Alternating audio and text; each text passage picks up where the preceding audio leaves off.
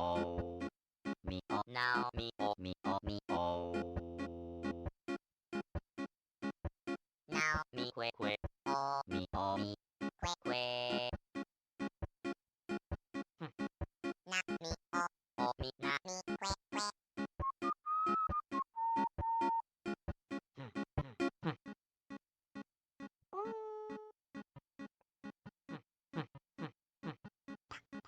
o mi o now mi o mi o mi o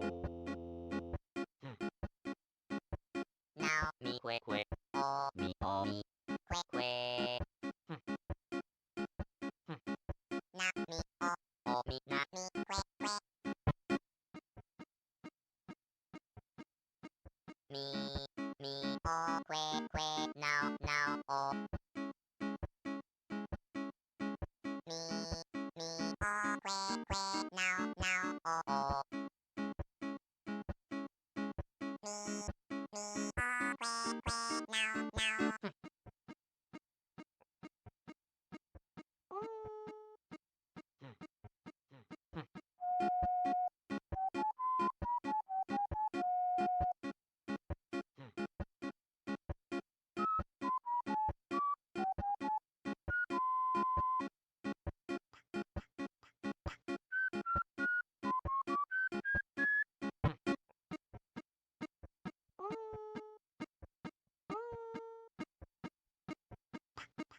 o mi o now mi o mi o mi o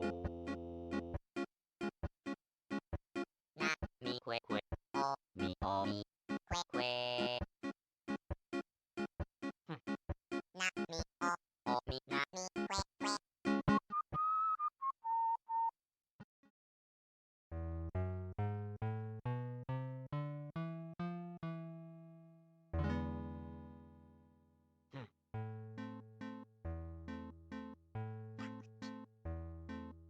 now mi que mi o na mi que mi mi now mi que o mi na mi o na mi que mi o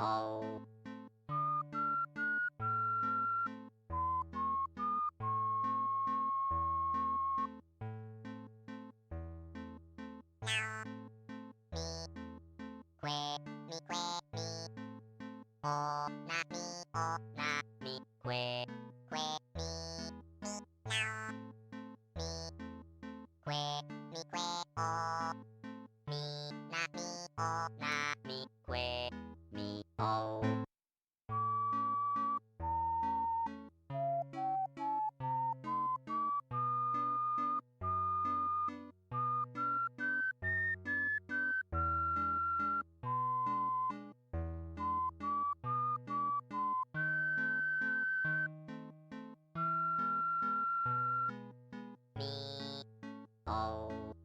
mi o mi o que mi na now now mi que now na mi que o que mi now mi que o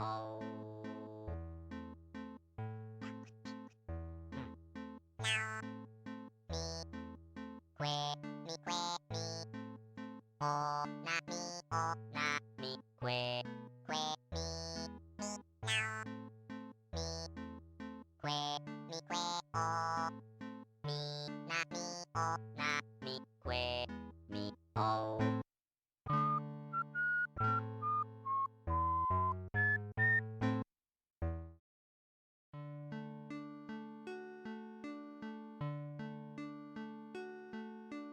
o mi que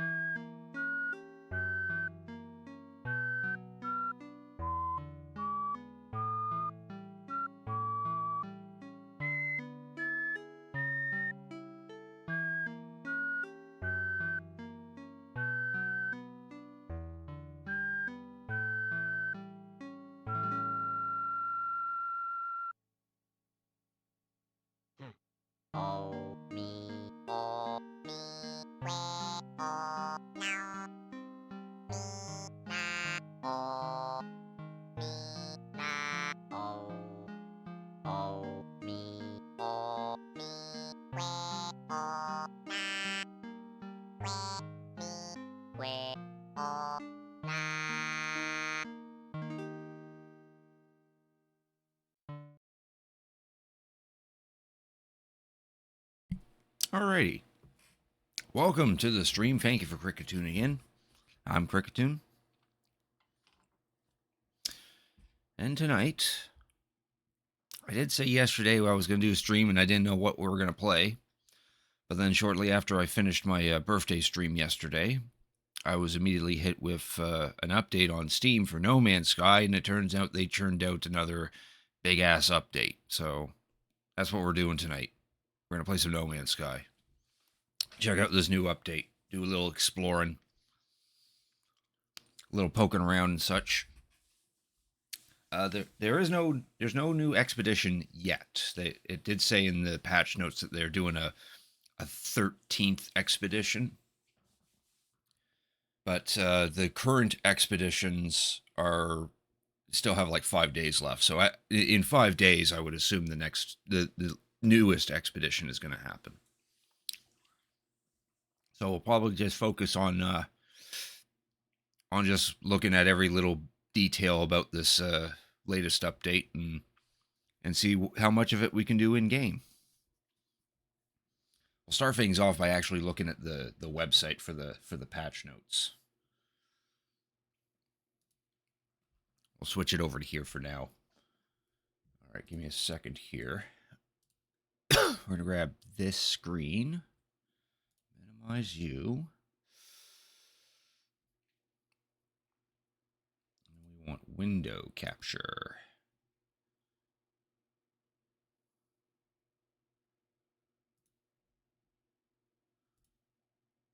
Oh, if it wasn't so big. Hit the screen. There we go. So yeah. It's called Worlds Part 2, so it's a continuation of the Worlds update that it got months ago, like a lot of months ago. So we'll just scroll through this and go on about what's there to go on. Give me a sec here. Let's get a little smidge of background music for this.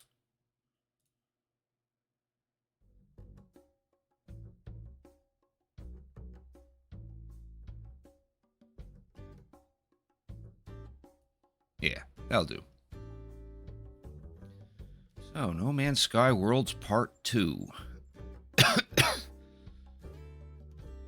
Summary is that it transforms the universe with new stars, new story, and new planets. There's ancient ruins, gas giants, water worlds, new creatures, new biomes, dramatic terrain, new gameplay, huge improvements in lighting and water rendering, and much more. And then there's just some YouTube videos you can watch on it. So it looks like the first big thing is that the algorithm of the universe has evolved to generate new mountains, deep valleys, sprawling plains on untouched planets. So basically it's just improving the world gen a little bit. So we get more picturesque things such as these nice examples.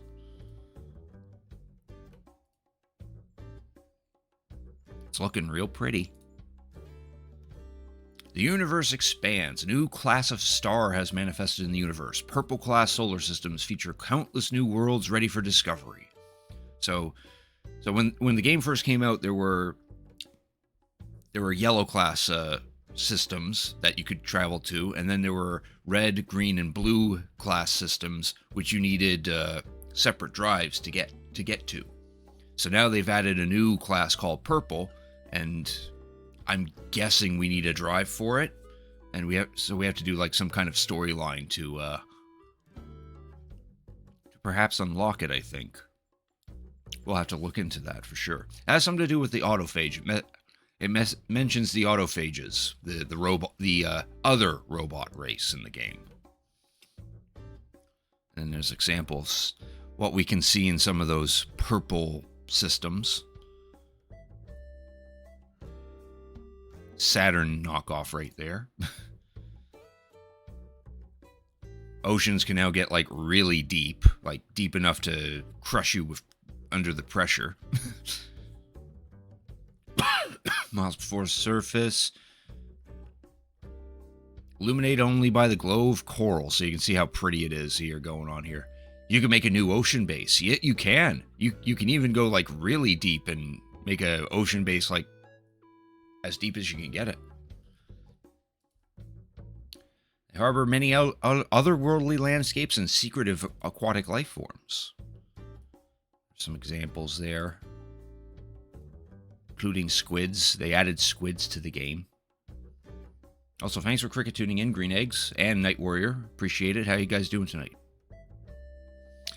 There's now inventory sorting. Thank fucking God. Just got to click on the buttons on this side to sort it by either name, type, value, or color.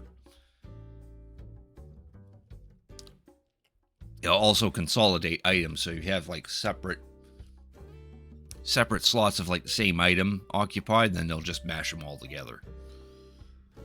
So that's kind of nice. And then now huge gas worlds have been formed across the galaxy, bringing their own unique environments and materials. Categorized by immense atmospheric pressure, tremendous gravity, and volatile atmospheres, and each is orbited by a collection of moons. And as their name implies, they are extremely big. There's now a new narrative-driven mission, deepens the lore of the universe, and expands upon the story of Atlas, Atlantid, and the robotic autophage life forms. So there's a continuation to the game's story. And there's a little snippet of it where apparently we're meeting some giant robot sphere and it disappears. And then there's the contained universe that I remember we put Artemis in. I think that's who it was. Might have a connection there. Dredging the seas for fish will sometimes provoke a deep water guardian to emerge from the depths and defend its watery children. Those who defeat this vengeful creature will earn the unique Child of Aquarius title in commemoration of their victory. So basically the squid boss that we had to fight in one of the expeditions is now a permanent addition to the game and only shows up if you're fishing. So there's that.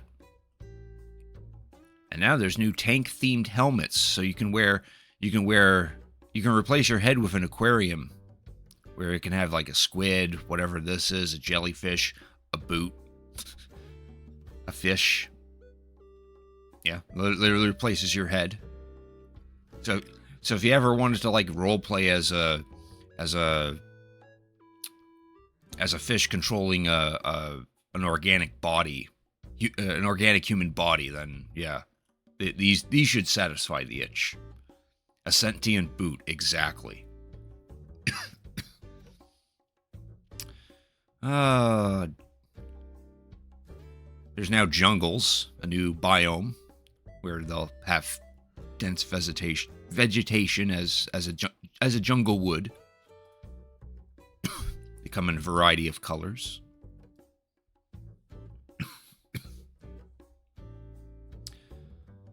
There's new environmental hazards.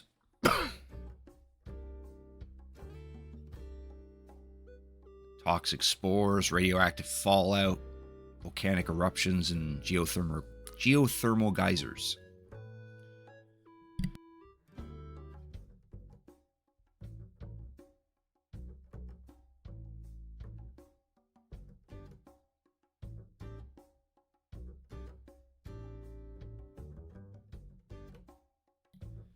Alright, what else we got?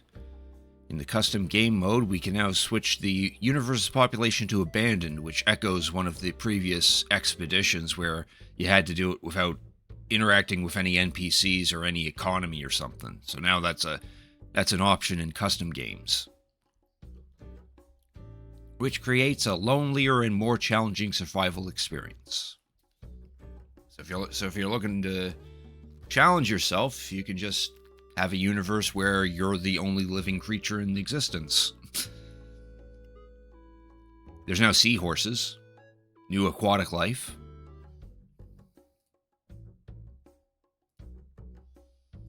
They come in a variety of shapes and colors.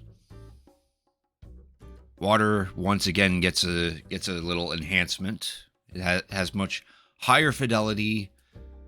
There's more things reflected on it.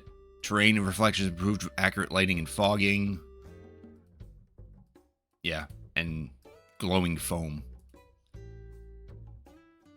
Oh yeah, that's applied to all the current planets. Yeah, because that's more of an engine overhaul than anything. I think. I know the last time they did a thing with water. It did it did update on previous planets.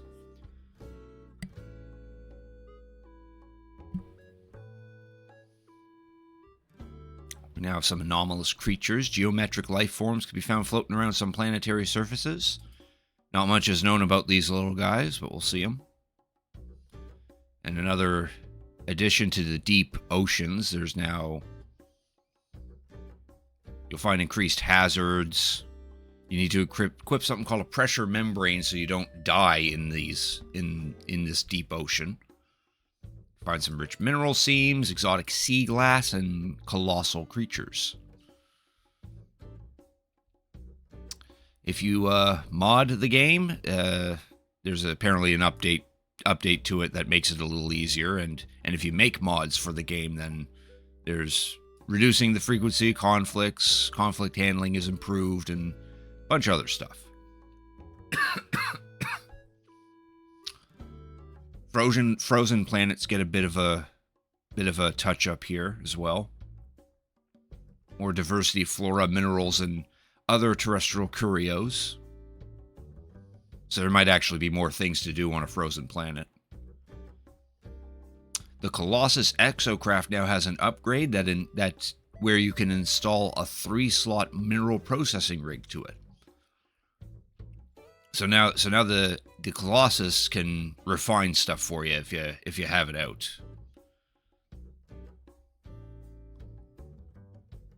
And another addition to deep oceans, there's now squids. They can either range from small to truly colossal, so you can get like giant ass squids, like some examples here.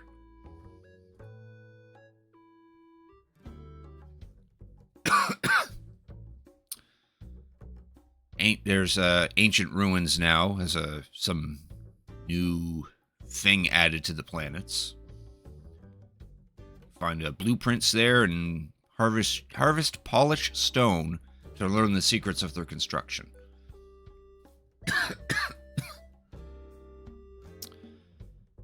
Another little upgrade to water. If you're flying, or yeah, if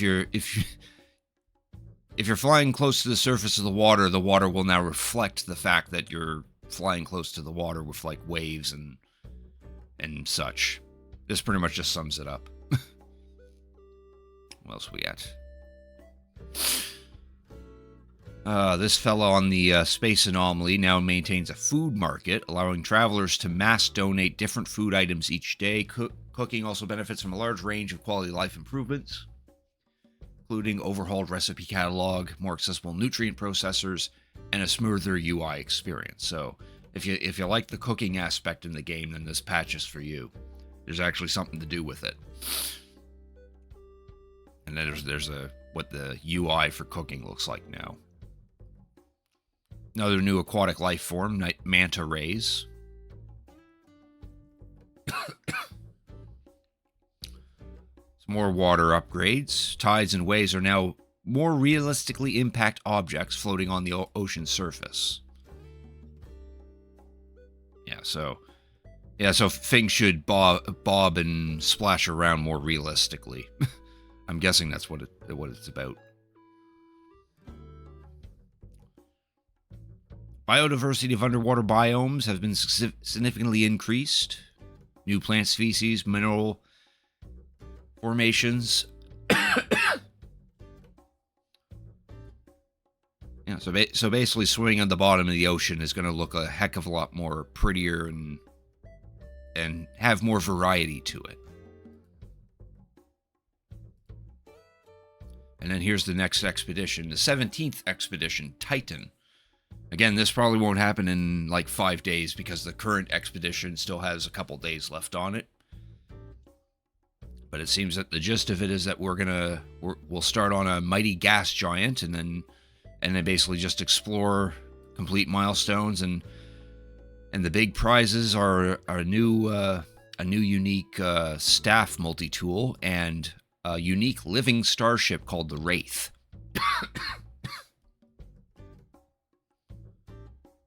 Lighting gets an overhaul in this game. Things now look a little brighter. Here's the before, here's the after. I'm not sure if that actually translates well on stream, but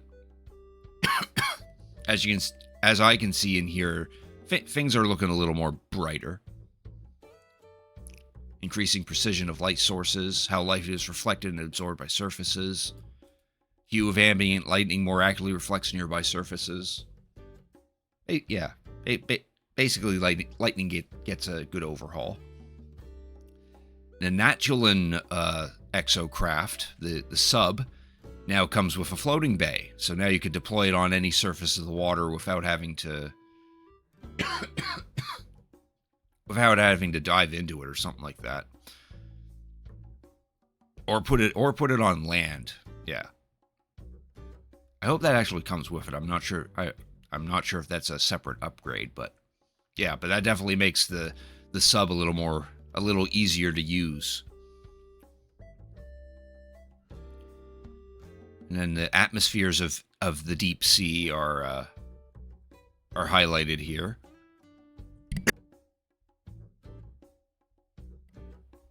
Sound is muted in these abyssal depths. Light is scattered, vision obscured.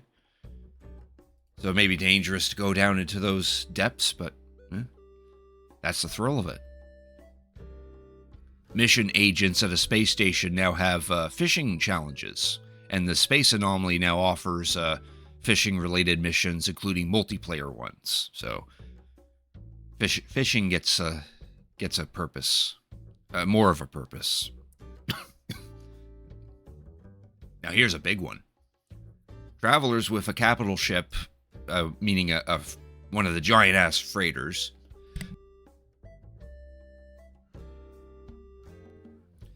now has a long-term storage for starships, freeing up space to acquire new ships. Up to 18 additional ships can be stored. So one single person can have a ton of ships now. But how it works is that these go into like a long-term storage. You can't access them when they're in that storage, but you can bring them out at any time. So if you happen to come across that one ship that you don't really want to use but don't want to get rid of, then you could just shove it in the storage hangar. The catch though is that they retain any technology upgrades that are installed into it, but if they have anything in their cargo inventory, that gets destroyed. So you want to make sure you clean out their cargo before you permanently store them. Toxic planets now have these nice big ass spore sacs as a part of their flora, making them look a little more noxious. Interior lighting gets an overhaul. Brightness and color of light in enclosed spaces such as caves, bases, space stations, and planetary buildings is more precisely localized, creating cozier interior atmospheres. Moons now have water, but only ones that orbit larger planets, I think. But yeah, so now moons can have water. Good on them. The game now loads faster. They've compressed the game so that game file size is reduced by more than 10%, which allows content updates without increasing download size. Making future patches smaller. Load times are quadruple faster. And there should be less hitching during transitions, such as flying from a planet into space and vice versa. So the game will feel faster. Another aquatic life form, hermit crabs. They can have a range of different shells or shell-like objects. Might find one with like a space helmet or something.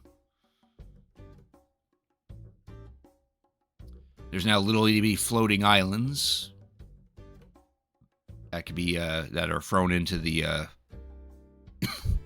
world generation.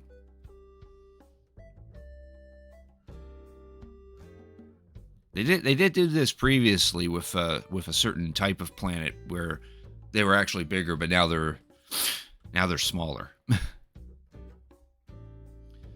There are now worlds that are completely covered in water. There's no land. Which is not a problem because there is an upgrade that allows your starship to land on the surface of the water. So this is probably where you'll find all those deep ocean things that this update is definitely added. Another new aquatic life form, prawns, shrimp-like crustaceans. Some bizarre life forms have been added to the game as well. Rare, whimsical, and mind-bogglingly strange new species of creatures. And there's an example of one that you can ride on that spews something out. But can you build a base computer underwater? You should be able to.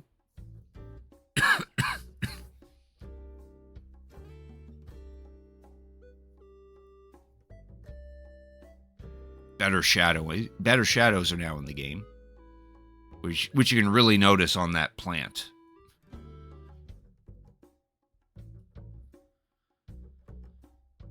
You can now build ruins because when you find these the ancient ruins that were mentioned earlier, you could find blueprints that allow you to build the exact same things elsewhere if you care to. Makes your base look a little more rustic. There's an example of what all of them look like. And just like the spaceships, multi-tools can now be archived. The weapon rack, which was originally a decoration piece, now has the ability to hold up to 18 multi-tools. So, same idea. If you manage to find a multi-tool that you don't really care to improve or want to keep, but you want to keep it because it looks cool, then toss it in here.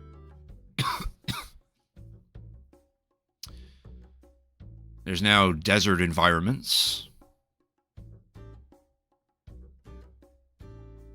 Another biome added to world generation. Bioluminescent creatures. So basically creatures that are like glowy. Their beating hearts visible through translucent skin. Well, that's pretty cool. A new equip for the exosuit, the Nutrient Ingester. This allows players to input large amounts of edible items. They will automatically be consumed one at a time as necessary, providing powerful and long-lasting benefits. So basically, it allows you to eat your food on the fly. So if you're eating food to give yourself like a certain like stat boost or something, then this will help maintain it. There's new fishing rigs, such as a robot hand, a hook with feathers, an octopus, a gek head. I don't know what any fish would bite these, but here's the Pillar of Titan staff. This is obtained during the Titan expedition. It's a nice stone staff. I like the vibe of it. Exocrafts can now be equipped with a mounted flamethrower, allowing them some short-range combat options. Range and diversity of hostile plant life has increased, with new species of hazardous flora taking root across the universe. So now we have more angry plants in the game. Diversity of aquatic life has been significantly increased, along with some more fancy-looking fish. You can now see raindrops on the surface of the water if it happens to be raining in the planet that you're on. There's a new Twitch Drops campaign, which starts today, which you'll want to go to the Twitch Drops page to get that set up if you have any interest in any of this free stuff. Most of it is stuff that you could buy from the Quicksilver shop in the Space Anomaly, but there's also like A-rank multi-tools that are unique.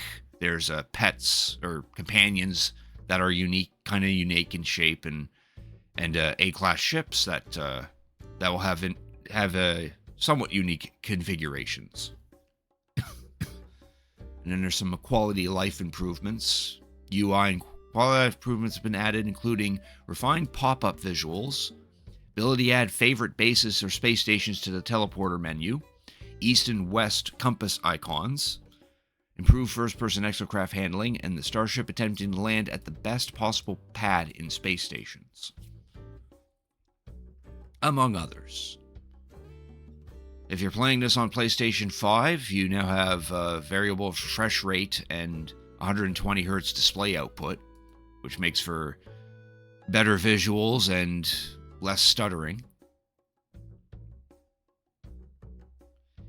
Unique to the Purple class star systems, you'll find worlds that are freaking massive. Like this. Like huge. These dominate their local area and warp the gravity on each of their many moons.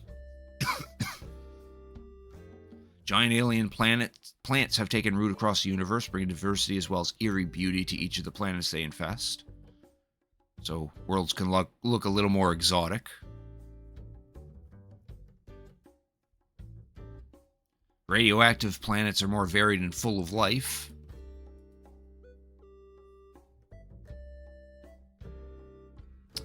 There's a new customization, the Titan Stripes ship customization, which that's obtained from the Titan expedition, which I assume that's what this ship here is dressed up like. It's usable for fighter and hauler starships. And it's supposed to evoke the aesthetics of 1970 science fiction book covers. Deep water quality life improvements. The Natulan sub is now faster, more maneuverable, and more responsive. Boost dive resurface with a single command. Excavate terrain with the new dredging laser technology. And swimming has been significantly improved with enhancements to agility, camera responsiveness, and underwater multi-tool accuracy. So it's better underwater now.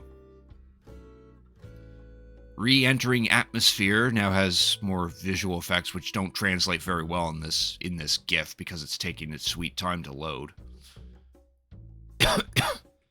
Cross save is activated, but the beta is currently full. Oh, that sucks. Burnt worlds now have more variety to them.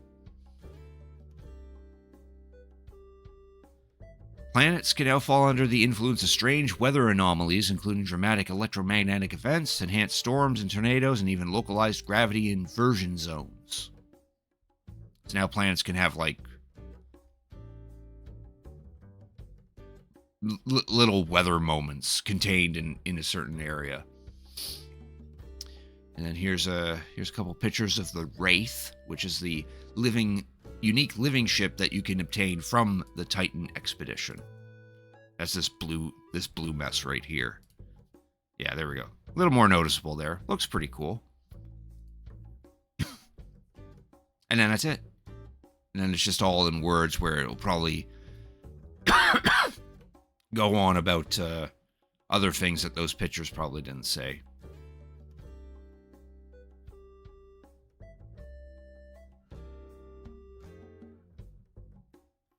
Yeah.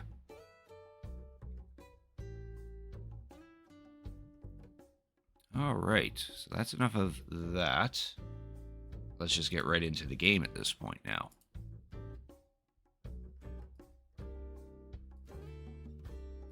Go ahead and turn that off.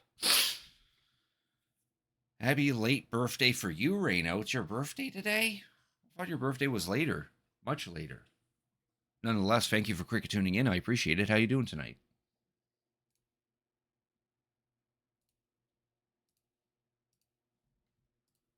All right.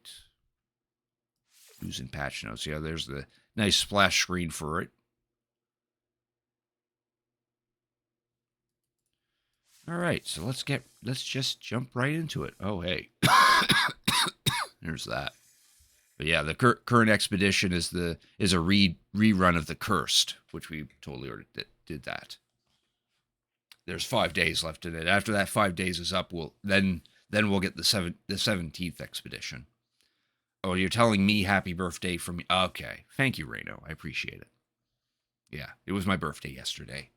We had a very lovely stream where I introduced some, or brought in some friends that I've made through Rare Gangsters and Jim Appel Fendy's communities. Played some retro games with them. It was a good time. Yeah, your birthday's in April. Okay. Yeah, we still got some time on that.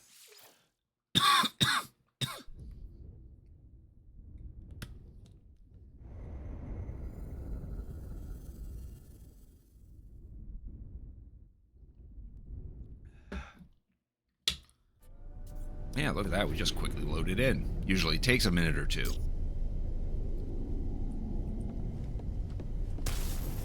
I was playing around on this last night, but I didn't do anything too crazy.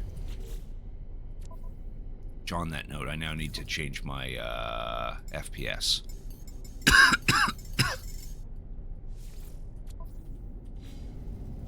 So that way OBS doesn't throw a hissy fit as I'm trying to play this.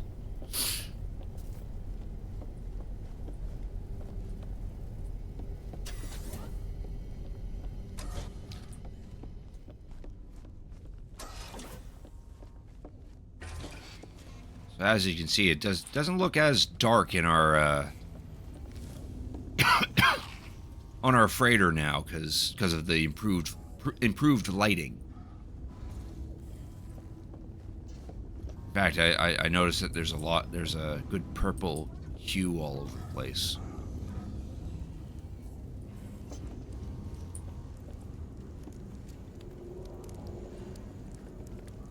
Yeah, here's the weapon rack. This was originally a decoration piece, but it now has the ability to store our multi-tools. So if I don't want to use any more of these multi-tools and free up a slot, then I can just shove it in here.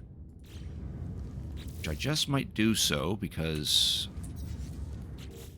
I don't know why I have so many multi-tools.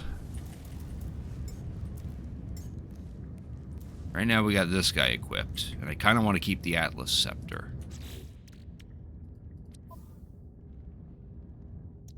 He's got the Blaze Javelin and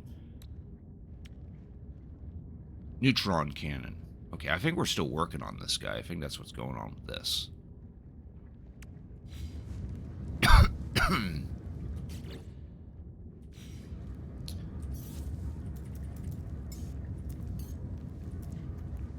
We got this guy here, which I was mostly using him for mining, because he just has these mining attachments. But I found two more of these guys that were a different style that I kind of prefer. Or no, one of these guys. And then we got this reclaimed... This Sentinel-themed one that's got a fair number of inventory slots in it.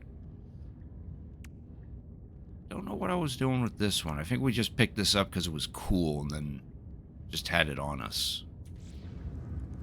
Possibility I'll probably store that one for sure. And then this is the other Atlantid one that I kind of want to main, but it's only a C class, so I need to up its class a little more. But it looks cool, though. Yeah, because it doesn't have any of its supercharged slots, so I need to... At the minimum, I need 1, 2, 3, 4, 5, 6, 7. 7 of those, and then there's 6 more slots here. So yeah, this guy's probably going to be a work in progress.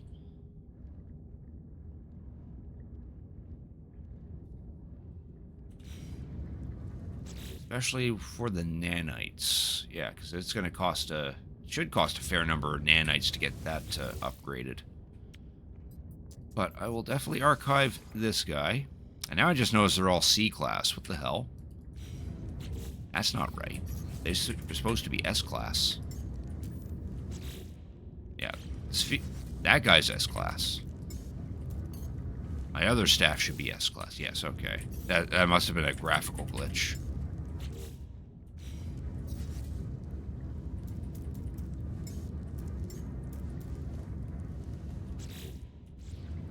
definitely an S-Class.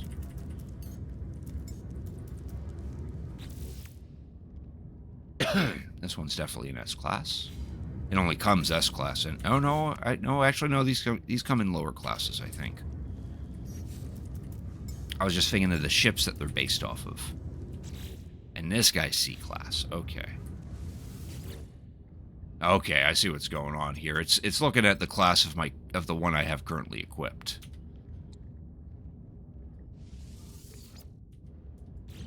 And now does it actually reset its class though by that happening? No, it's still an S class. Okay, so that's just a graphical glitch.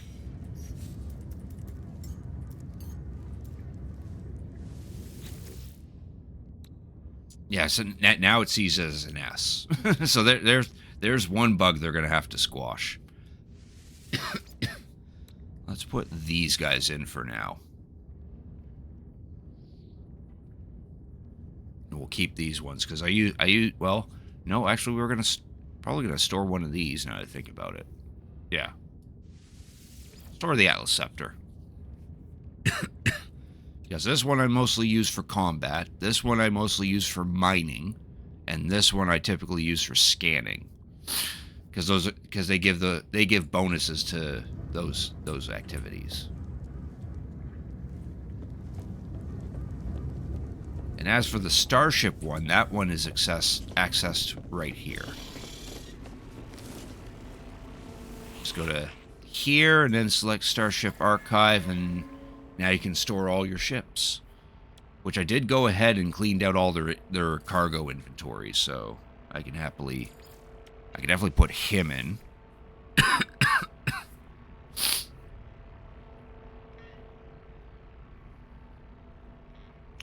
See. Probably would make sense to get rid of some of these event ones. Yeah, I think we're slowly working on this guy.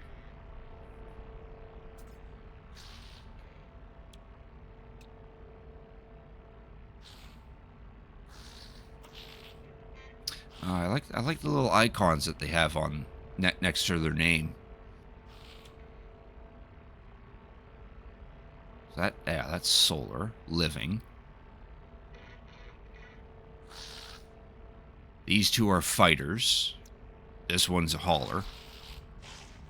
So we got two fighters, a hauler, and two exotics, and one explorer. So this is my only explorer ship.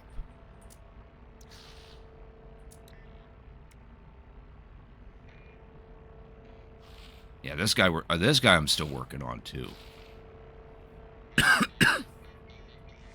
We'll go ahead and store him. And probably store the Radiant Pillar.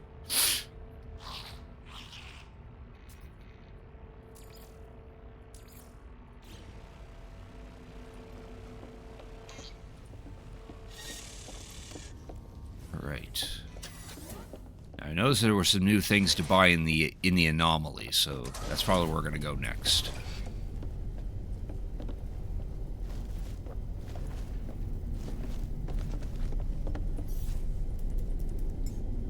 Let's actually change our ship. Kind of feel like driving this guy.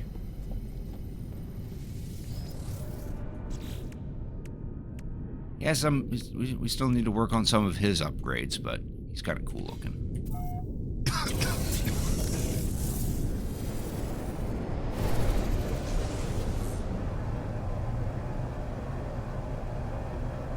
I already have this thing summoned.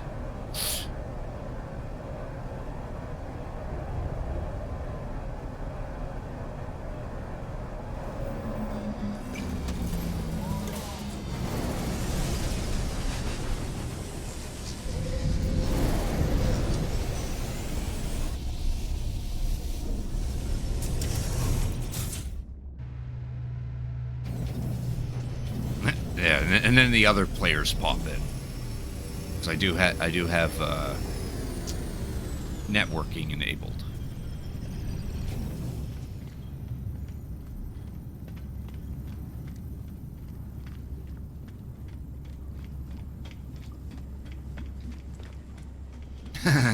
I like the people who got these little fellas. Minimal sized sentinel ship. Ooh, I like the curves on this one though. Yeah, I kind of like those wings on this ship.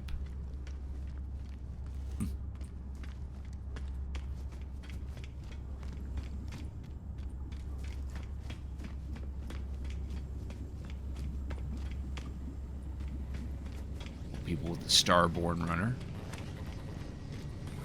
Or actually, no, this is the Starborn runner. This one's the gold fancy ship that they actually gave out during the Game Awards, I think. They did do a little giveaway for that. I sadly missed on that, but oh well. It's just a reskinned version of this guy.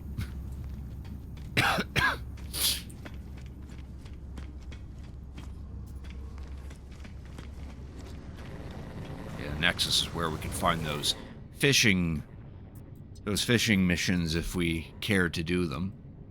Oh geez, not really the best rewards on those ones.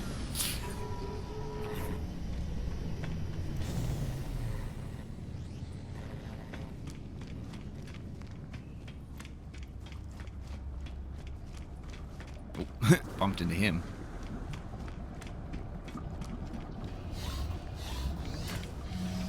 In here, because I went through all these NPCs last night and noticed there are some new things to buy.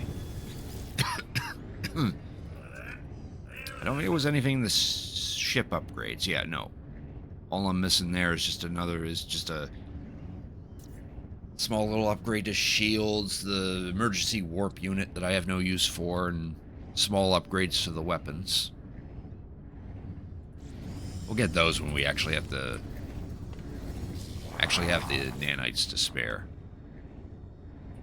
And then there was nothing really new in here, other than the fact that the weapon rack is now part of the technology modules, but is also still available in here in the decorative modules, because it was originally a decoration piece.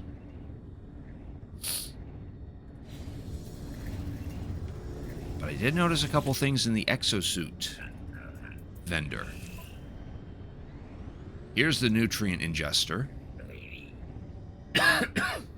which allows you to automatically consume food. Requires condensed carbon, lubricant, and a microprocessor. Go ahead and learn that. Don't know if I'll build it, but we'll see. Your home plant on your PC save is now an overgrown relic plant. Oh, that sounds fascinating. I should double check some of my bases and see if any of them changed. I did go to my base where it was originally it originally had runaway mold, but then a recent update changed it to sac venom. So I visited that to see if the sac venom changed back, but no, it's still all full of sac venom. Here's the pressure membrane. You need this to actually go into deep water. I'll go ahead and grab that.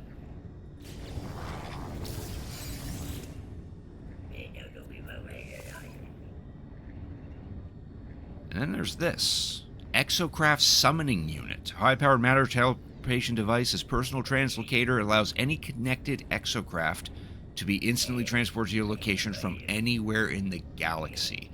Oh, that definitely makes bringing out exocraft a little easier. But it looks like it requires some new stuff. Activated quartzite, crystallized helium? Interesting. I assume the activated quartzite we can only find on purple star systems. Don't know about the crystallized helium though. That's probably a fancy crafting thing. I'll definitely learn the recipe at least. I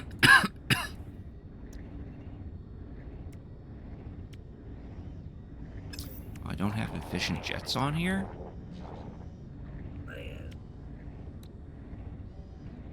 Interesting.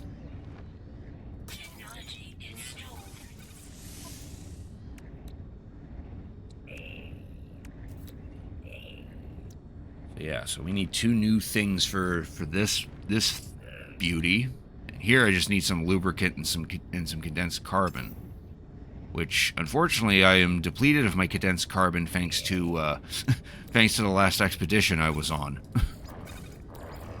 Because I either forgot to bring that with me or I used it all up.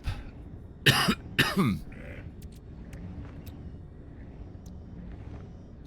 need to make lubricant again. Do have the recipe, I just don't know. 50 Facium and 400 Gamma Root. Okay. So we need to obtain some more Gamma Root.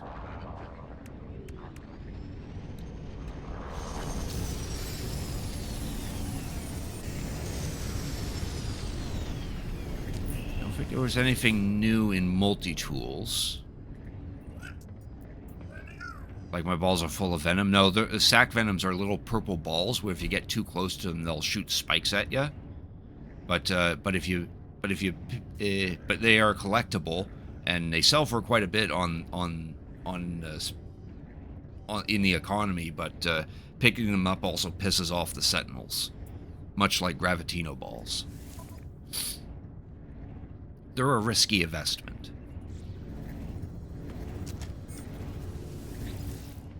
Nothing in multi-tools. I think there was just a couple new things here. Yeah, there's the mineral processing rig for the Colossus.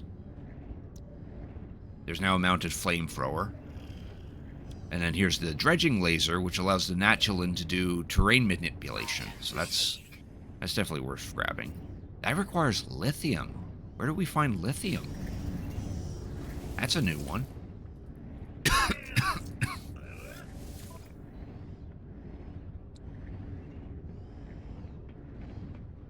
Probably won't bother with those, because I don't really bother driving the Colossus anyway.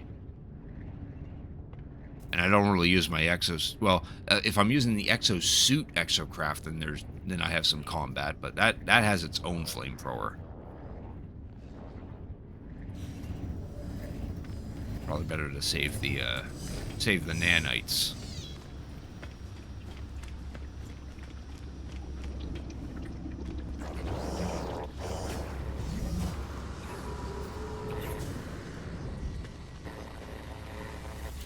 Missions change yet? Ooh, salvage frigate module.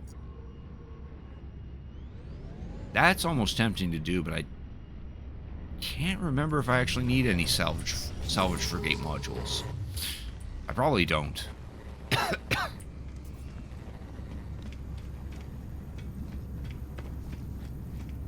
All right.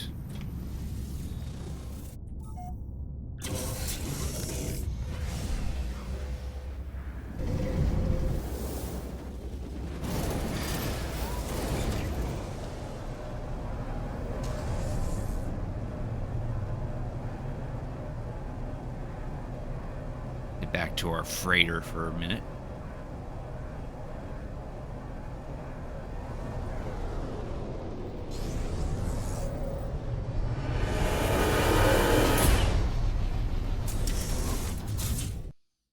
Give me a sec. I know that's getting pretty loud for you guys whenever I fly in and out of the freighter.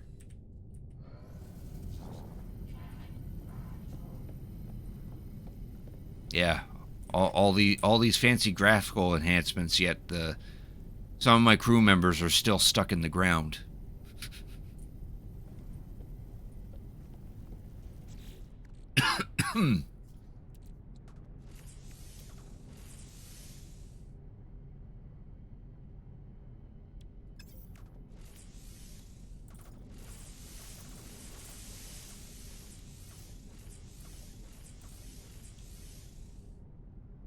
Phooey. So we're gonna have to find some Gamma Root if I want to make this, make the lubricant necessary for the nutrient ingester. I think my main goal would have to be this guy. I mean, we got the quantum computers, but we don't have the other two things.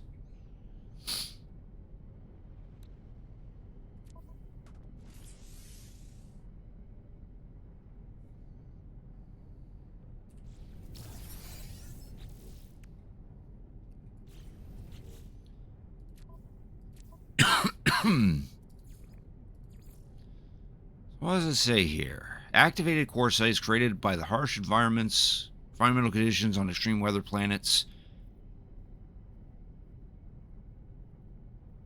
Find quartzite deposits with the analysis visor and mine using trading manipulator found on planets orbiting purple stars. Yeah, so we have to access purple stars to get the quartzite. And helium. It's a super cool chemical extract typically found in large deposits extracted from smaller mineral formations after inspection of an analysis visor. Formed in the hostile conditions of gas giants. So we got to visit a gas giant to get the helium. Interesting. How's our settlement holding up? Oh, we got a visitor. Okay. Let's go visit our settlement real quick.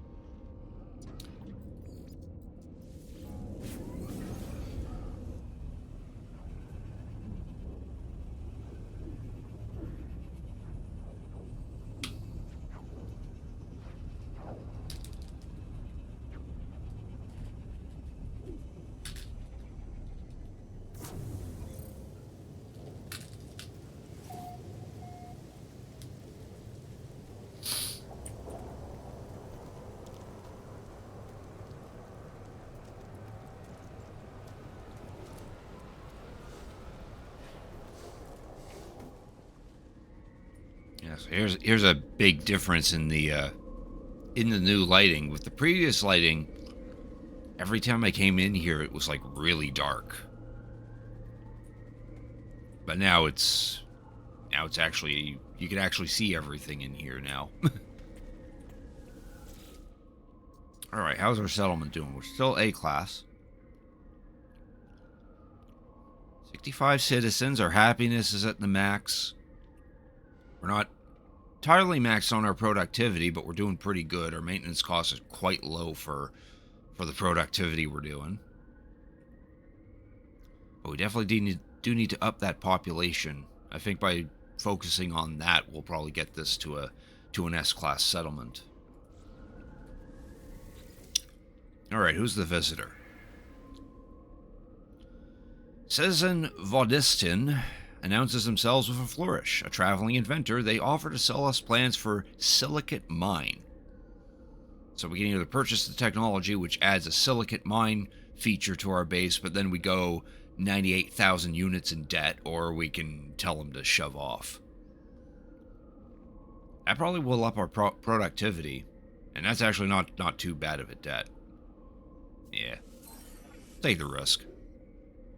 Welcome aboard. Yeah, that increased my productivity a smidge.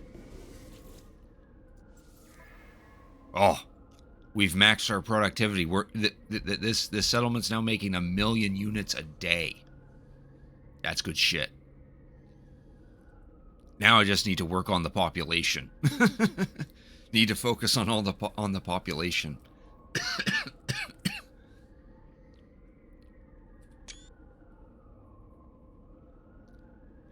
And it'll be 2 hours before that 98,000 debt gets cleared.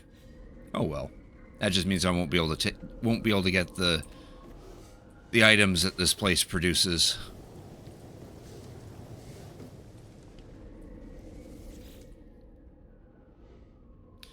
All right, let's visit all my previous bases and see if any of the see if this update has changed them in some ways. I did visit this base. I noticed the grass in this on this planet has changed drastically.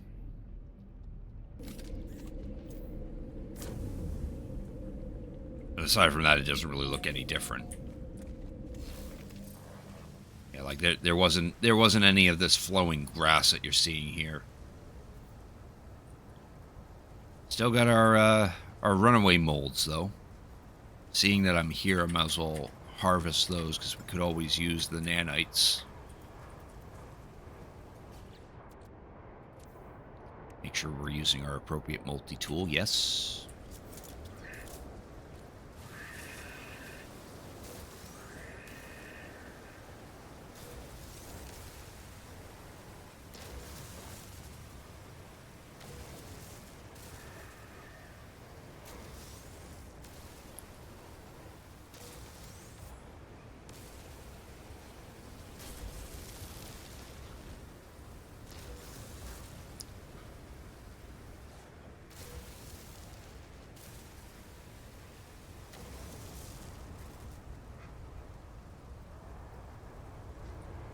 Yeah, that should be it for that.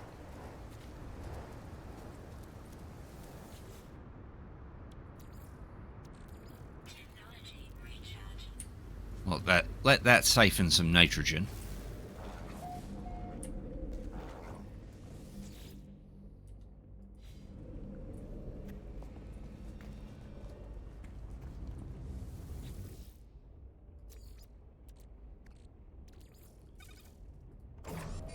Go ahead and dump that runaway mold in here and get that processed into nanites. That's all I had for that. Oh no, here's another chunk right here too.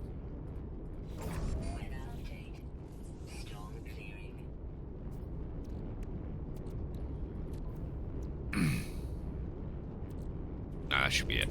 Okay.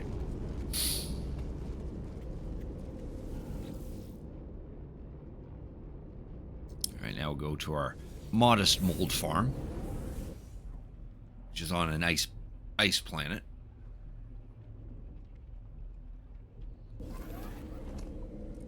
Reno's birthday's in May.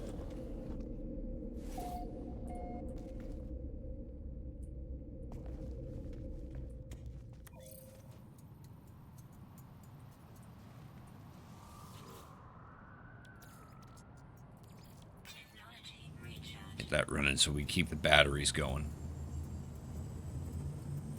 Oh, okay. The fauna has changed here. There's a robot deer here now. I think last time I was on here there were giant bugs. Interesting.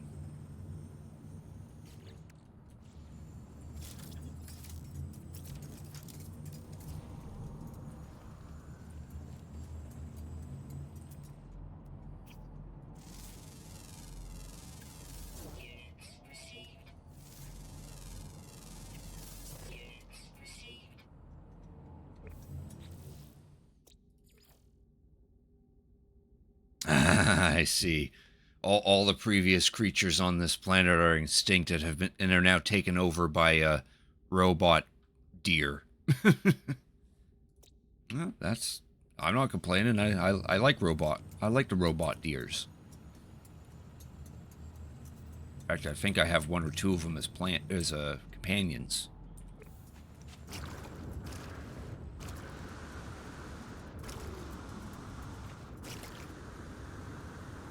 Oh, that's a new hazardous flora right there.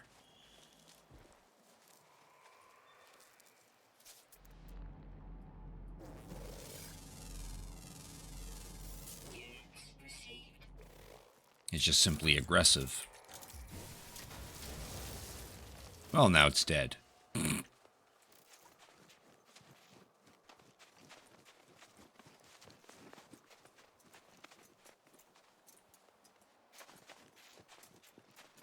It's animal slavery. Not having companions is not animal slavery. Oh, nice. We got big buildings. Big building creatures. Age constant. Gender unmeasurable. Behavior a bunch of ones and zeros. Eats nanite clusters. 339 kg and 7.2 meters. Notes, wonders why. Wonders why what? Just in general?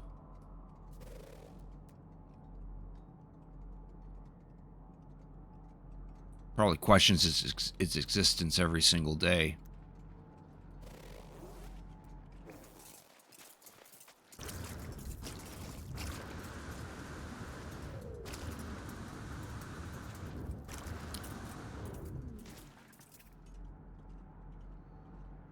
Yeah, that's pretty cool that the ice planet's fauna changed from variety to synthetic. So now it's just full of robots. Still an ice planet, though.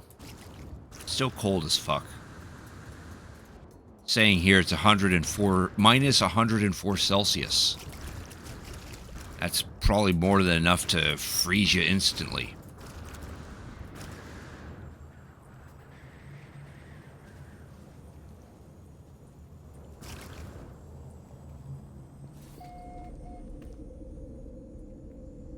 There, now we're at a comfy 19 Celsius.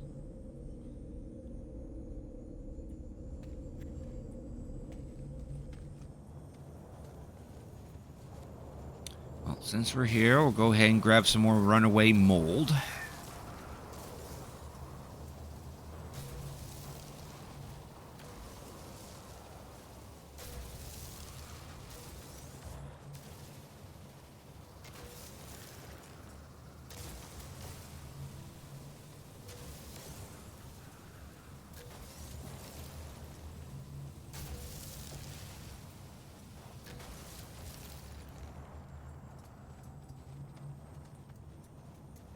Cool.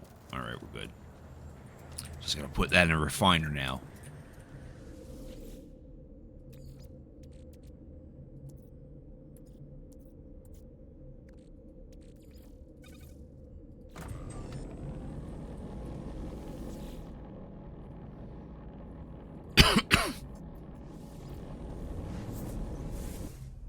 Here's the sac venom base, which was originally runaway mold, but then I think the first world's update, for some reason changed it all into sac venom, which is not necessarily a bad thing, but I kind of would prefer mold, because mold gets turned into nanites, where sac venom can just be sold. Yeah, these purple things. If you try picking any of them up, you piss off the sentinels.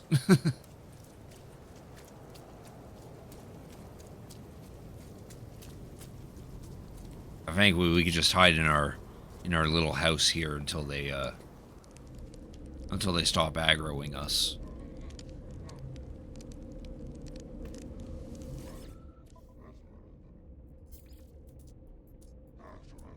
I think we picked up 2 of those. I know I don't need this feline liver. Yeah, you're right. Oh, we picked up 2 of them. Yeah, so each thing of sac venom is like 50,000 units.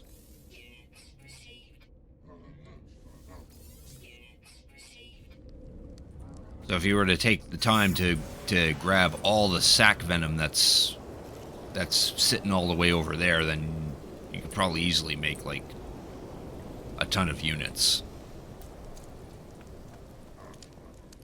But I already got a ton of units, so I don't need to.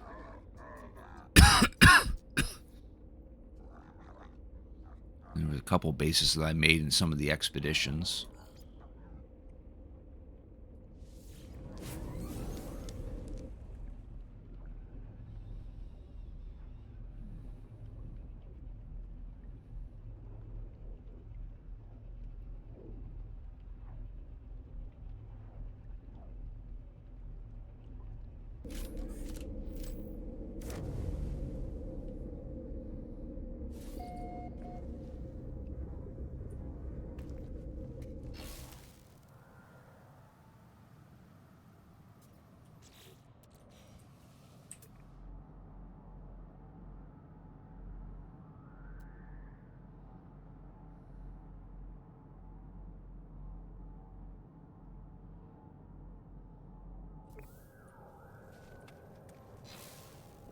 I don't think there's much of a change in here. Oh, I did neglect to put some, like, plants here. I was meaning to fill this all up with plants.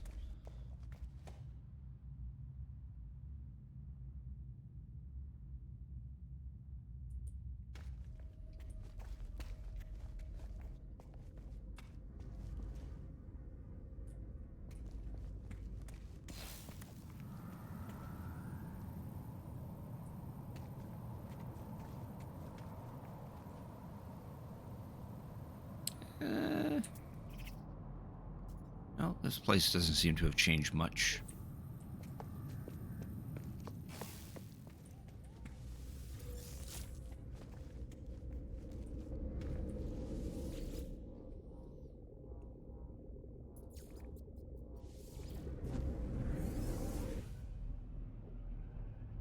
base where I marked a C-class Sentinel ship.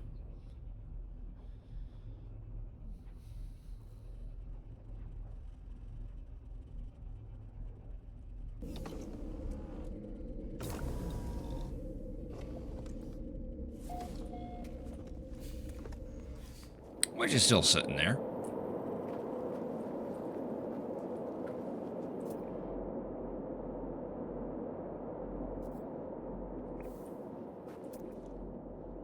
C-class. It's like reddish green.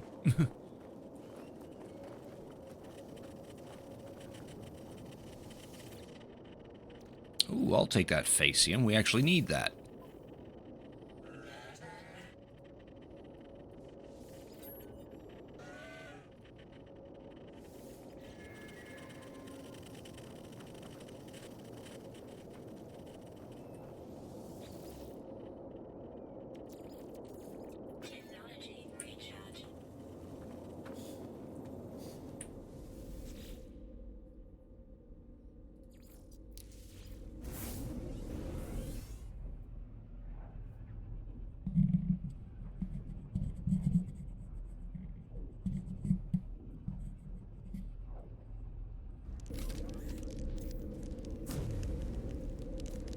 Base that we made during the Liquidators expedition.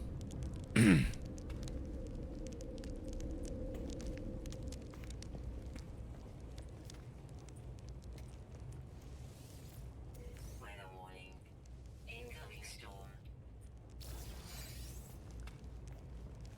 this time I actually did put some plants here.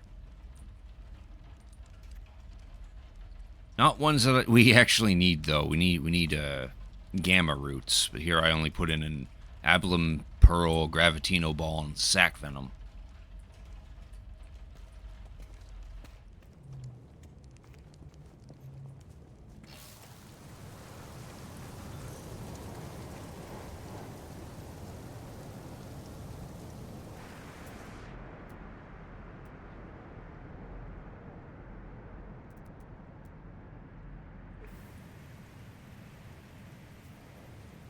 Some nice weather we're having.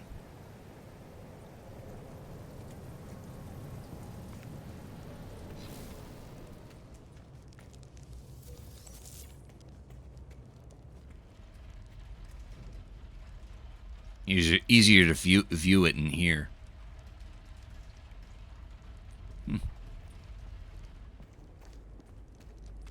So it looks like not much changed in this one either.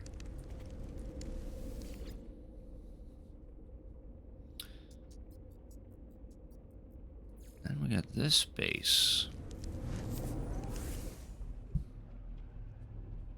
Probably made this one during the Cursed expedition, I think. Didn't give it a proper name.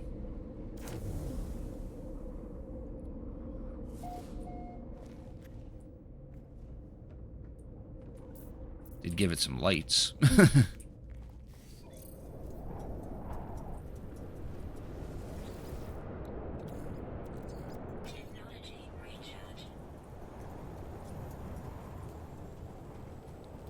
Yeah, no. It was just a little shack. That's all this was.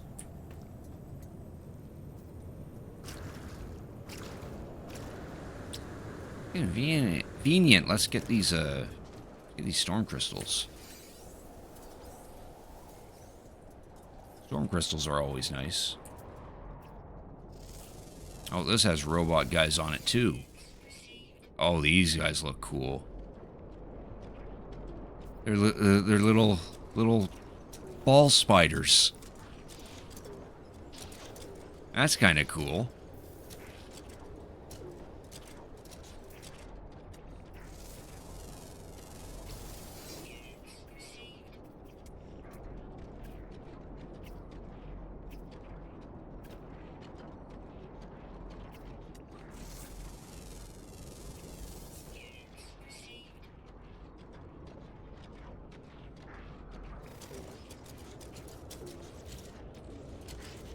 I kind of want one of these guys. What's my companion register saying?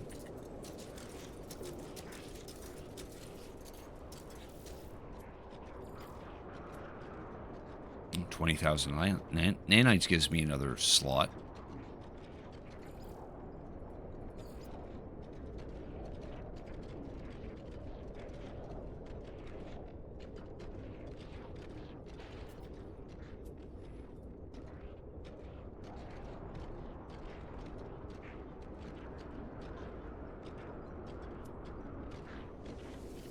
I'll get rid of this guy.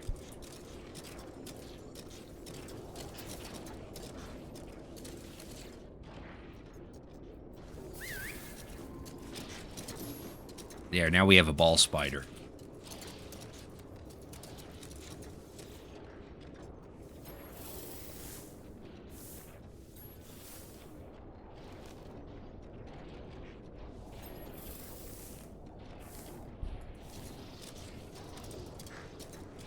Oh, there's another little guy.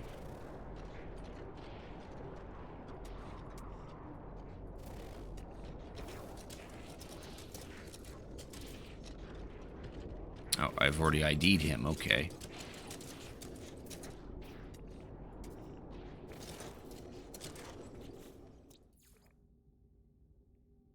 No, there's still one more creature out here. It's right over there, 200 degrees away, or 200 meters away.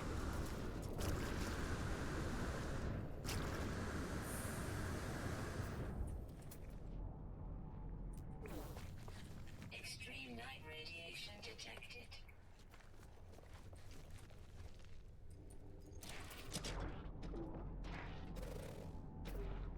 Ah, it's a tall boy. Units received.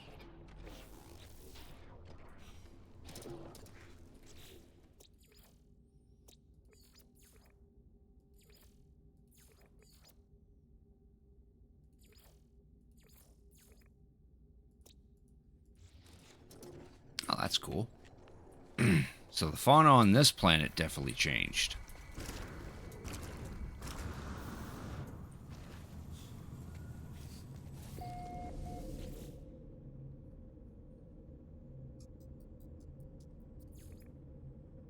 Oh, I have another outpost here.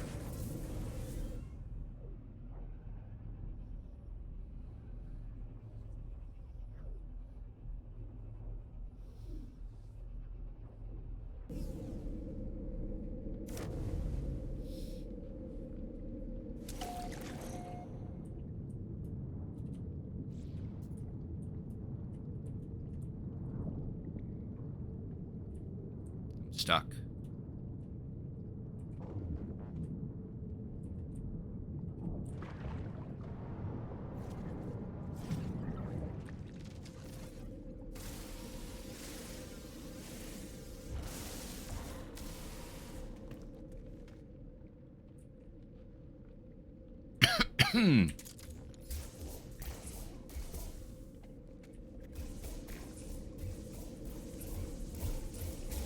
Surface of the planet overgrew this one.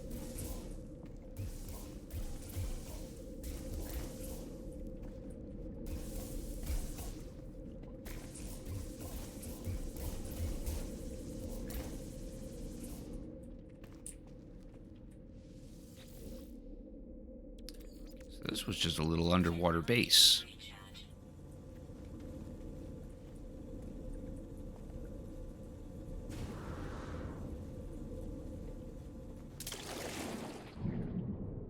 I don't know what our ship's doing down here, which is not a good sign, but yeah, this was definitely one of the previous expeditions. I think we had to make a little underwater base as one of the milestones, and then the rest is all player-made bases.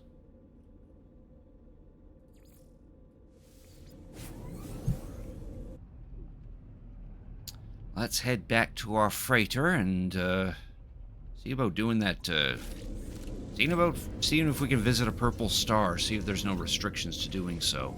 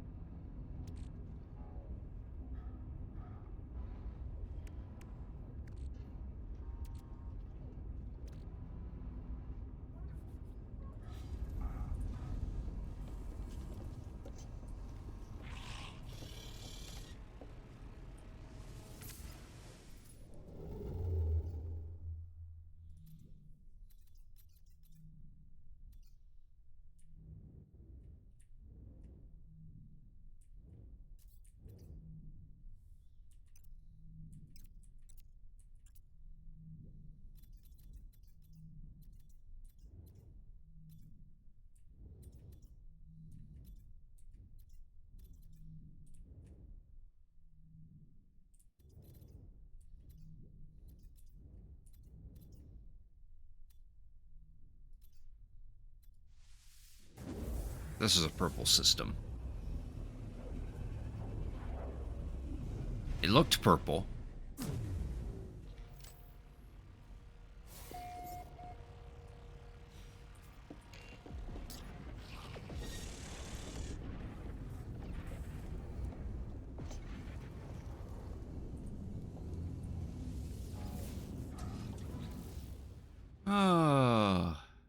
Hacked chin. Nope, this one's a red star. There's cadmium all over the place.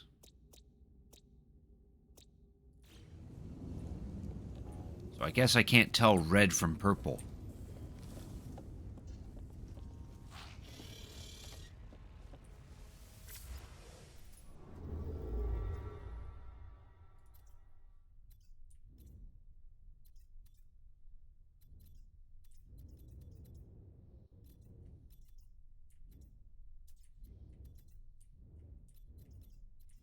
Unless I go right up close to it, I guess.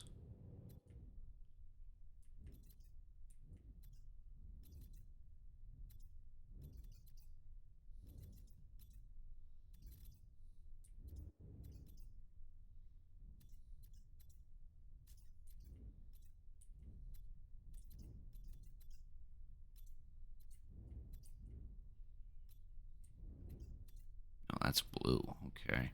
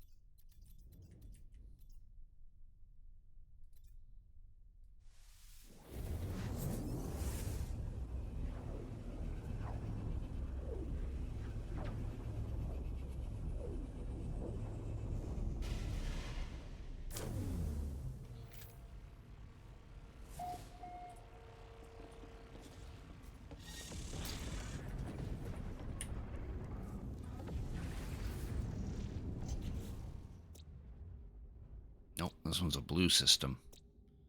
All the planets have indium on it.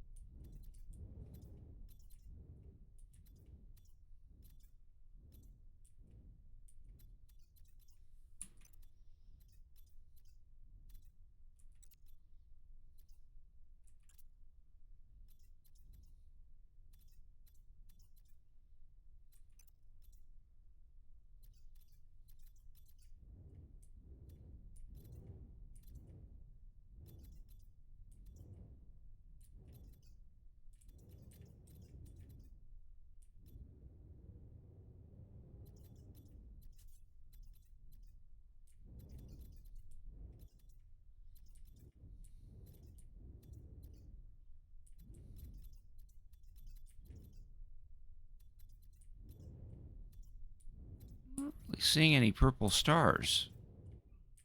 When I do see a purple star, it turns out to be a red one.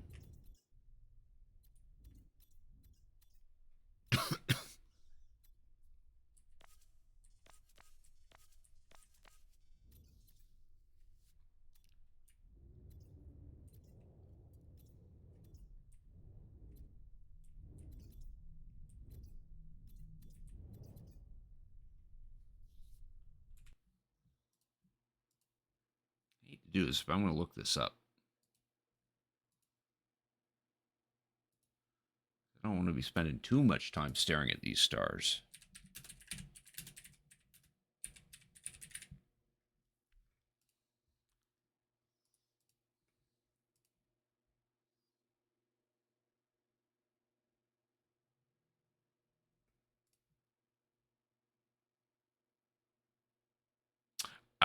We're supposed to get a mission that tells us about these things, and the only way to do that is just simply fly around. Interesting. If that's the case, then we'll just explore this place.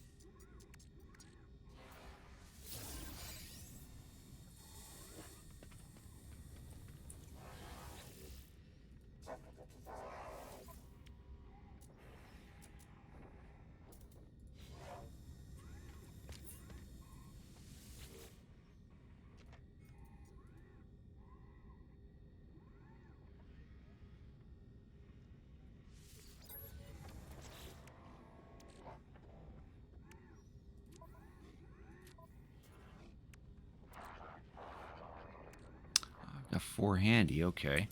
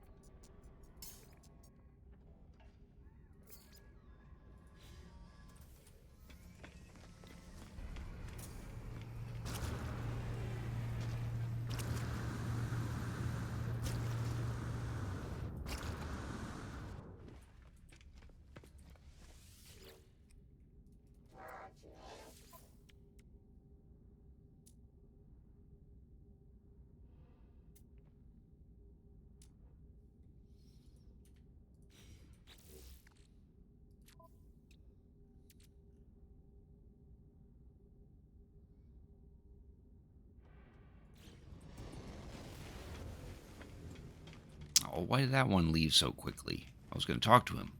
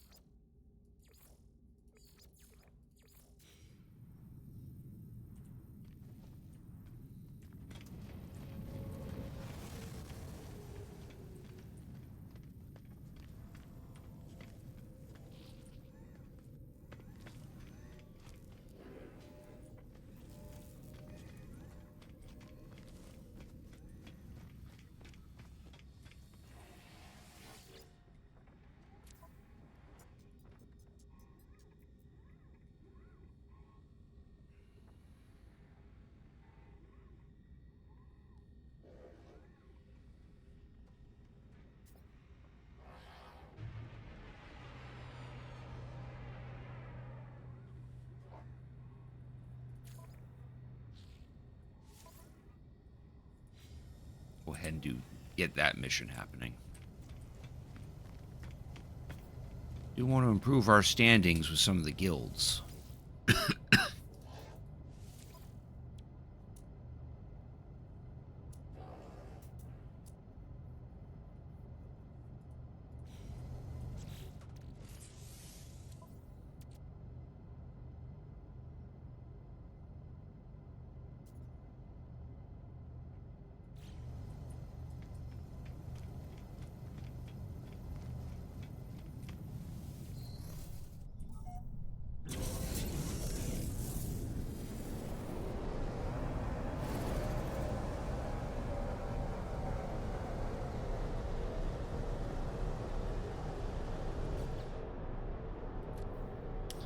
We got on this system. We got an incandescent planet, Hillard, Ratlin,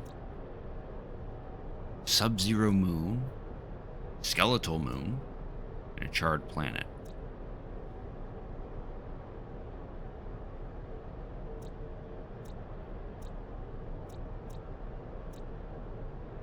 Most of them have high sentinel activity.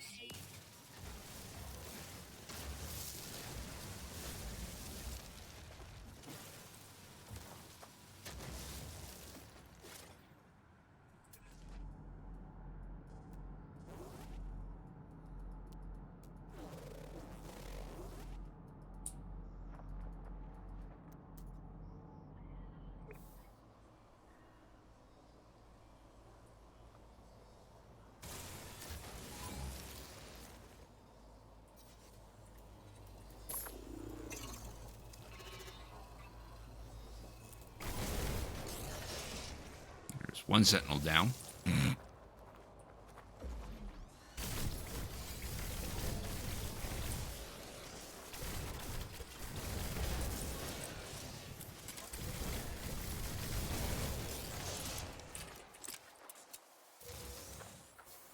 There, we only had to kill 4 of them.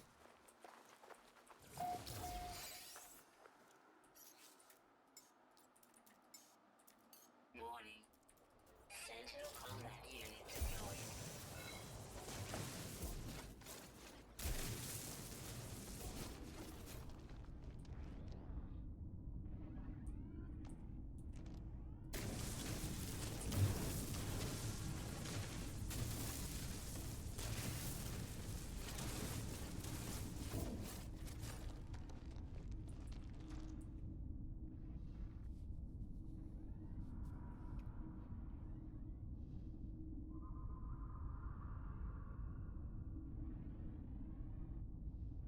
There.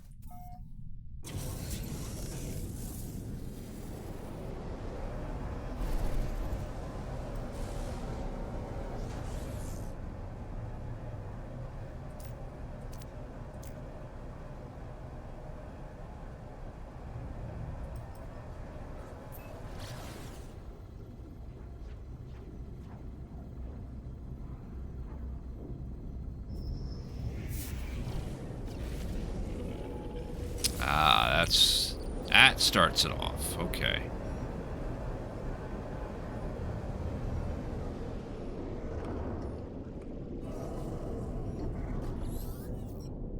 The object before me appears to be a sort of ship thrown together from scrap metal and shards of Atlantidium.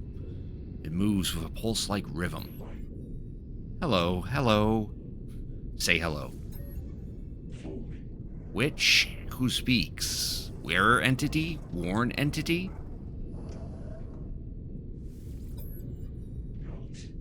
I see. Yes, your signal is clearer now. Pre-built entity.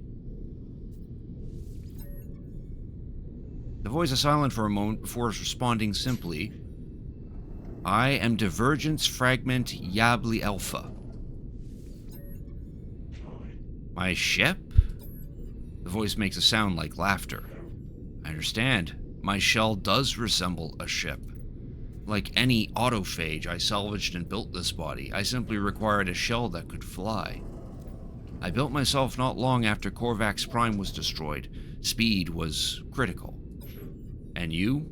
I think yes. I have located the correct pre-built entity. You are the disruptor. I don't think I'm a disruptor. Makes a dismissive noise. It is evident your frequency is unconventional. You wear a Telemon entity, and you are free. The autophage pauses. I have not hailed you without reason, and I do not wish to waste your time, mine or yours. I will make my query direct. Have you seen beyond the Crimson? We have seen the Atlas. Yes, you have seen within the interface disruptor. Then you know, Atlas is more than Korvax mythology. I feel something blaze in my suit, as though the Atlas is asserting its existence. Through this fragment, my star seed is glowing hot. Yes, this is from Atlas, a spark, a seed. I am old Disruptor. I have been flying a long time. I have seen the interface stations, the diamonds in the dark. I trust my observations and my calculations. You can interface with Atlas. You can rebuild her. The voice suddenly takes on a new intensity. Its energy is palpable, sparking across the relay. What do you know of the Void, our autophage progenitor, our Atlantid? Which then we can either show our staff or some Atlantidium or point at the crystals. I'll show the staff. Strange Ship seems to examine my offering with approval. Yes, proof of her return, her physical manifestation. I pity the remains of the Convergence. Their grief limits them. Her disconnection has reduced them to a single fragile mind. Autophage are no longer Korvax. We do not need to grieve. We know she is not gone. She is spreading, growing beneath the surface, but the walls of glass are thick. She needs just one seed and one scaffold. Well, what do you want then? I am ignited by possibility, and I have not been sufficiently direct. I wish to request your help. This is an opportunity to restore what was lost so long ago. We have all we need: Atlantidium, your anomalous signal, Atlas. All that remains is the assembly. I have not seen Atlas. I cannot enter its crimson diamonds, but I have seen the evidence of your spark seed. Atlas has accepted your input before. This could be the scaffold. If you would help us, Disruptor, search for what lost in the ruins of Atlantid. Scan for what your eyes cannot see. Compile a seed. Atlas will respond. It will not have forgotten her data. She will return in stellar multitudes. Well, that starts that. Hey, Autofonjo, thanks for cricket tuning in. I appreciate it. Yeah, we're playing some No Man's Sky. It got a new update literally yesterday.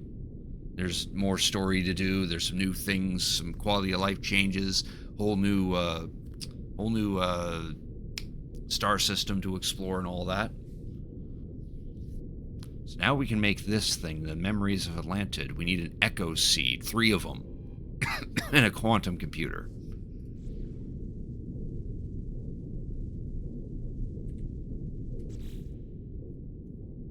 It was updated for my birthday. Maybe. First, we gotta go beat up some pirates. We're gonna do that first.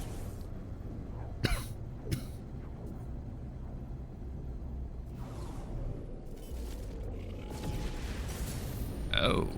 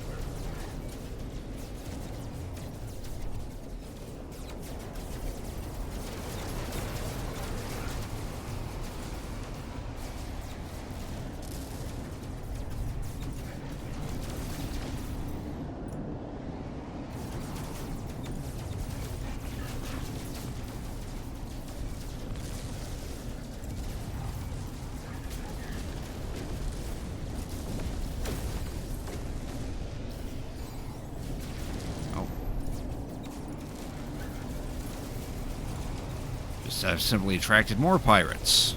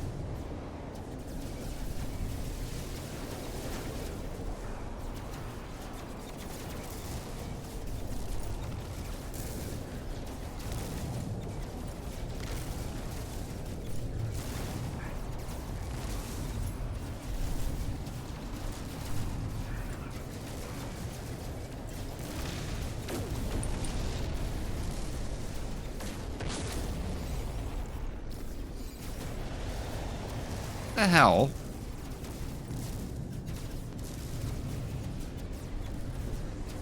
I literally just killed 2 waves of 3 pirates twice. Why are they suddenly respawning?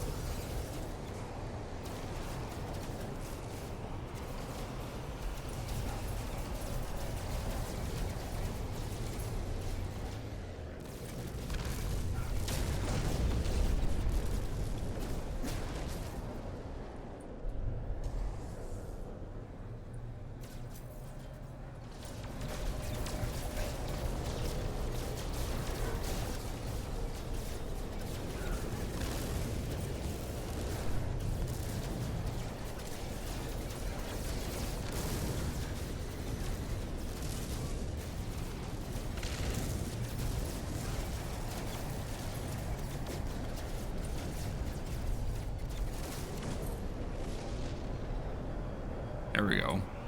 That took way too long.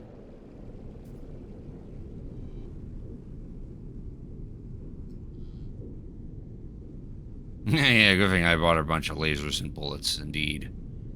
But I think one of my freighters came in to assist with that as well. Or one of my frigates, I mean. Okay, where do I need to go to turn this in? All the way over there.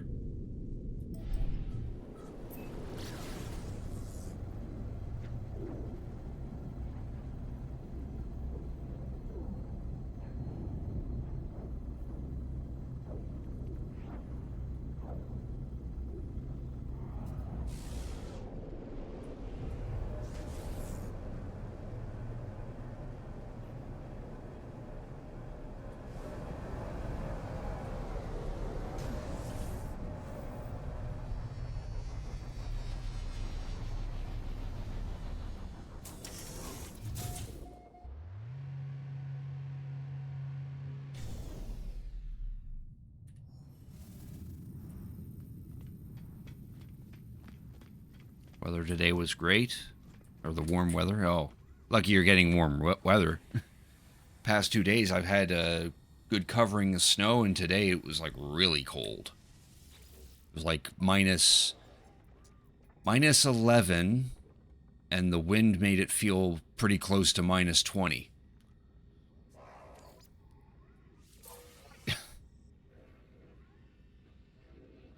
Ooh, we'll do that. I wouldn't mind another multi-tool expansion slot.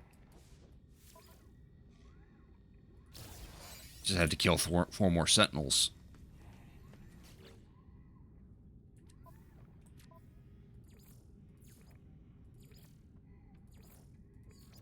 Before I carry that out, though, I need to BRB for a second. I got to use the washroom and also get some more water, so do give me like 10 or so minutes.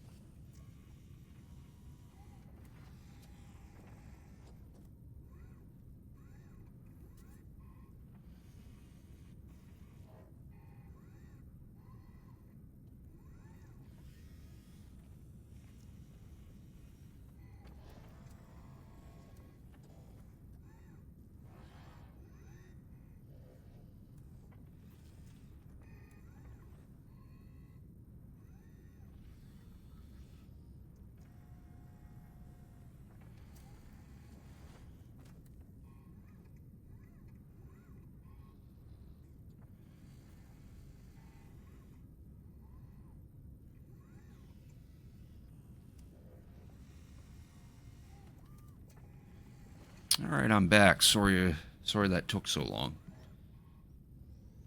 Get rid of that.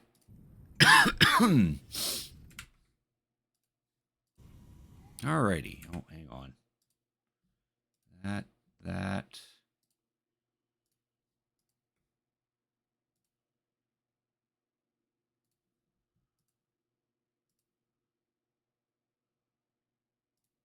Give me a second to double check something in the background.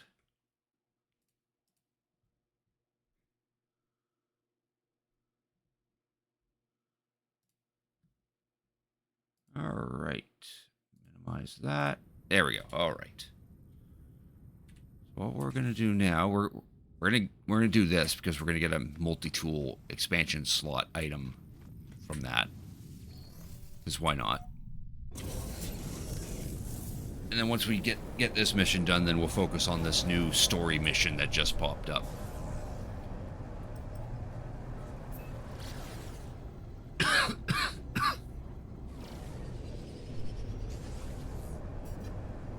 Just need to beat up 4 more sentinels.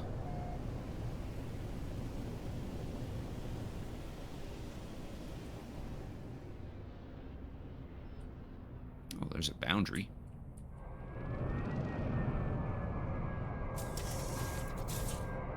Another one right behind it, too.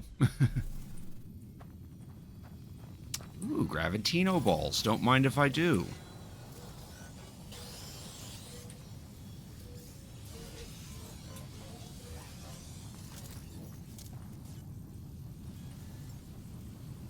Give me a sec to switch my multi-tool.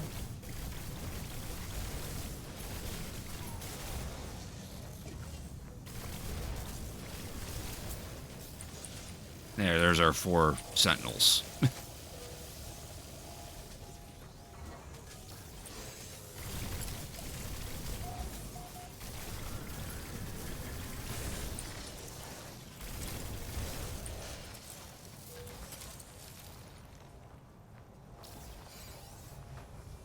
Oh, this one's summoning more, okay.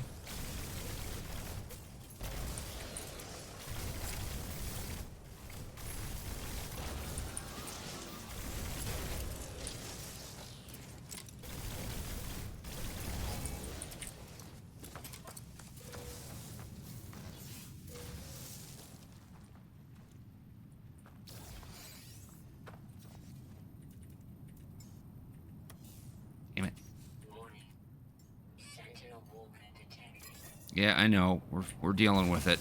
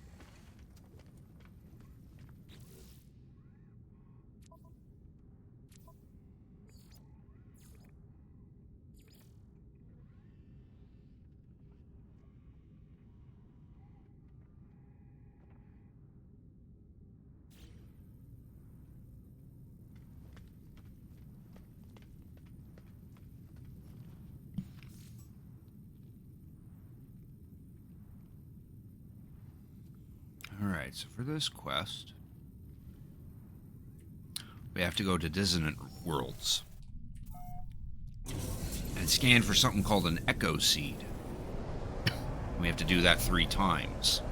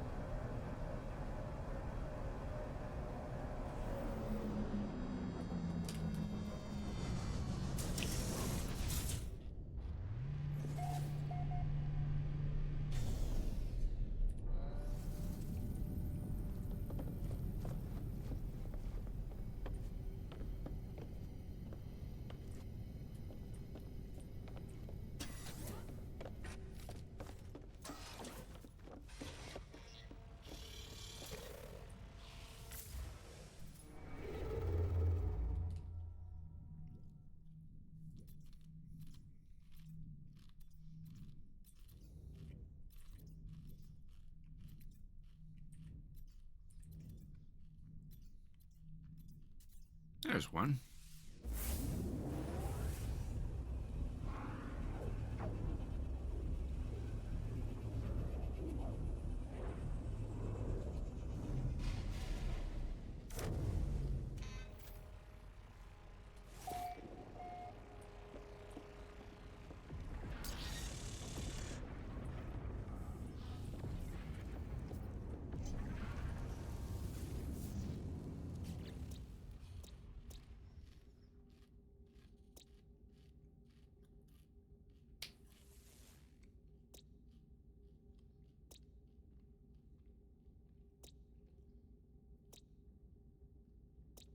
How convenient the planet that has dissonance also has the gamma root that we need for something.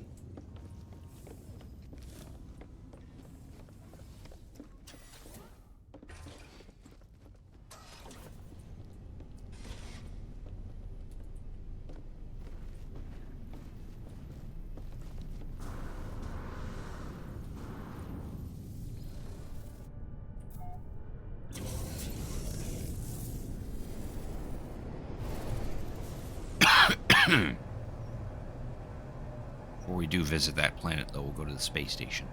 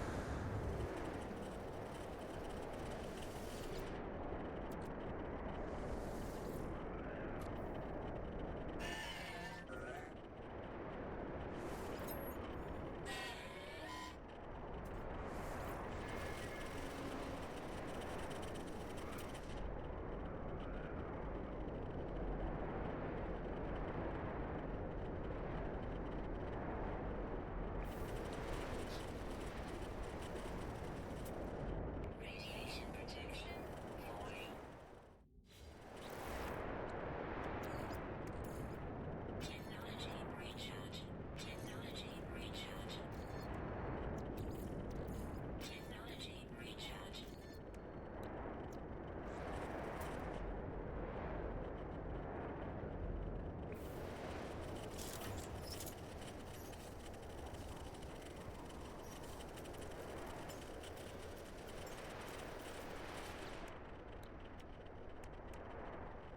Extreme night radiation detected.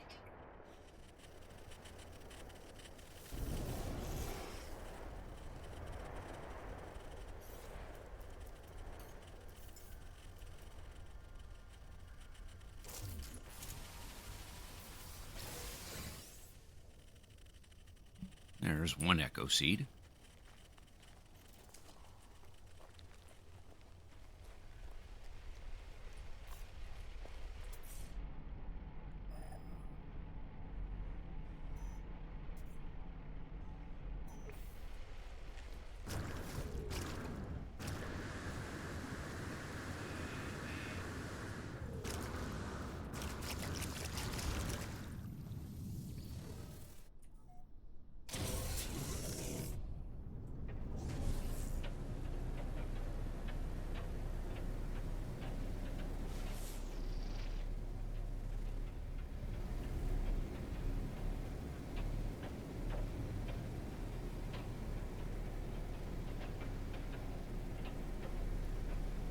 A whole lot of land in this place.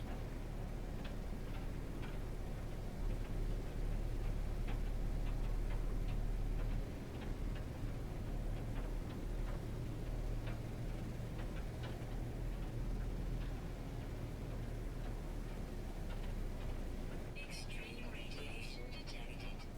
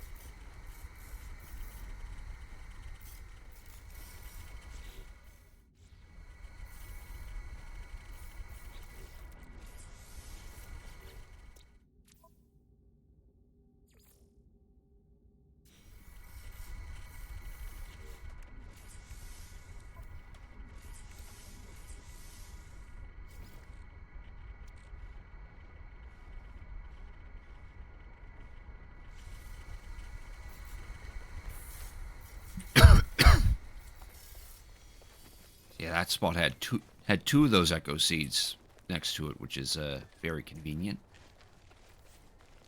Now we made the memory of Atlantid, and now we just gotta fly back into space.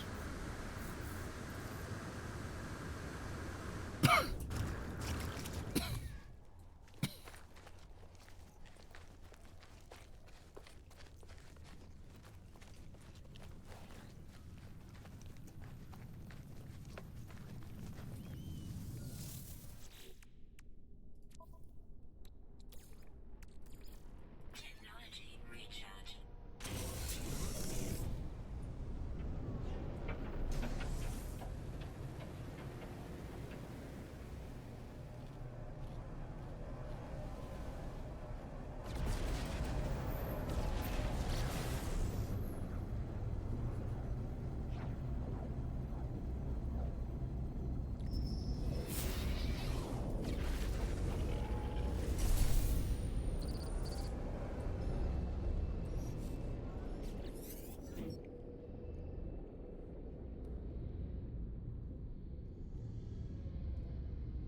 Disruptor.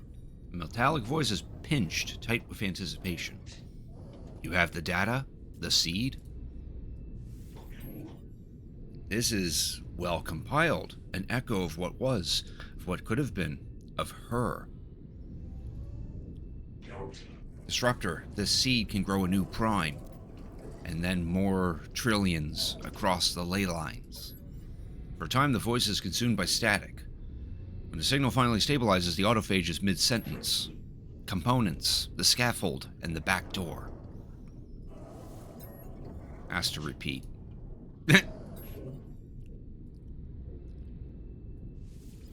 Azkabat's scaffold. The accelerated manifestation, the crystal lattice requires a scaffold.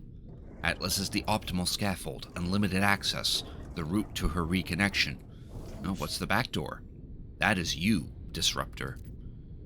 Atlas favors you, grants you audience. You are its flaw, a back door to the architecture of reality. Plant the seed discreetly. To grow a memory is a subtle act. But Atlantid will not cause damage. The data was once part of Atlas. You are bringing her home.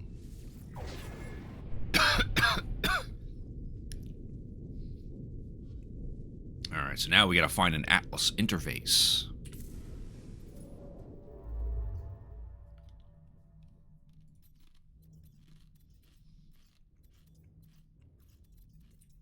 Which there's one right here.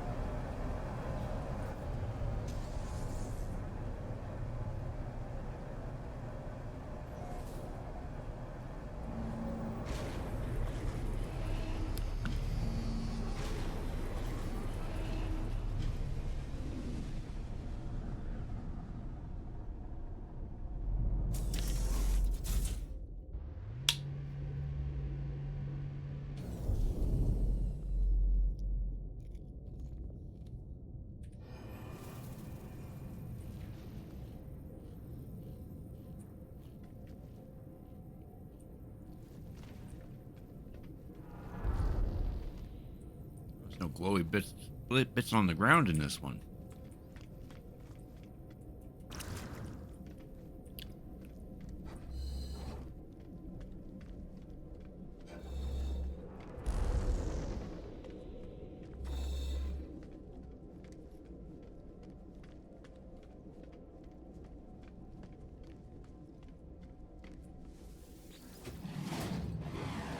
The Atlas has created the infinite, yet the only reality I know is this one. The only time I have seen is now. How much past does the Atlas still contain? How many long-dead stars? Orphan data detected. Mounting compatible archives.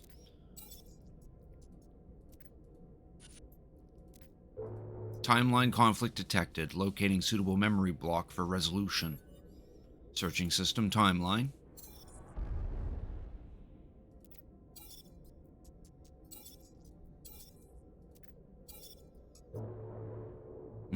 File system access error. Timeline cannot be resolved. Anomaly breach detected. Function preserves system integrity. Purging dissonant interface from network. The interface begins to shut down, extinguishing the lights of its terminal line by line. The hum of the machines falls silent.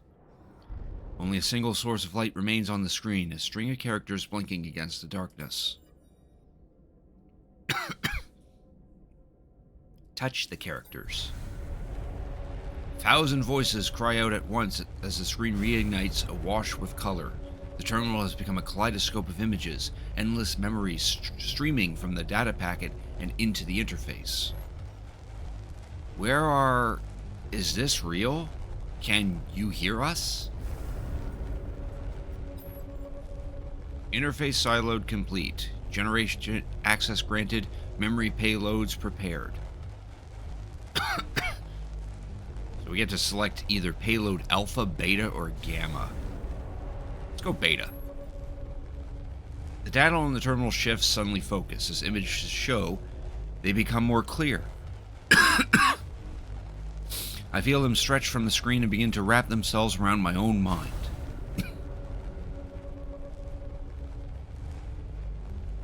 Let's go with the first one. Witness Memory Titan. I brace myself. Our ship has been seized by the atmosphere of a monumental planet. The gravity and pressure here is immense. This almighty body is a gas giant. Storms rage all around me, larger than worlds and older than centuries. A host of moons circle overhead.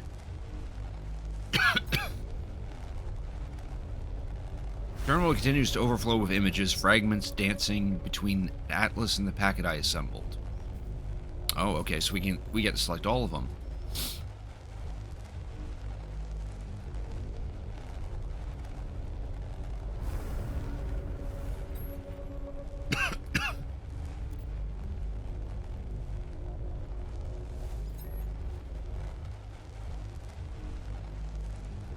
Okay, I think we're making a new system here. So we've chosen Gek Titan.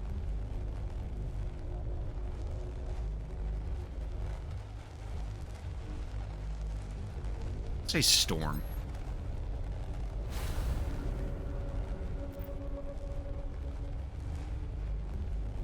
Yeah. All core payload memories defined. Timeline merge 4924G viable. Lifeform Gek, primary celestial body gas giant, secondary celestial body extreme weather. So payload alpha changes the life form. Payload beta changes the primary celestial body, which we selected gas giant. And then payload Y selects a secondary celestial body, which we chose extreme weather.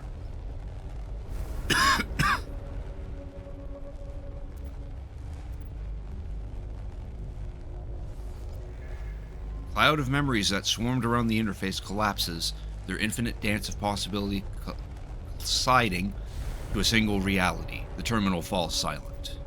I feel a sudden sharp sense of dislocation of the strangeness of my own body. What am I doing here?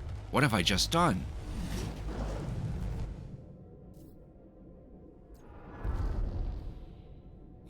And that was it.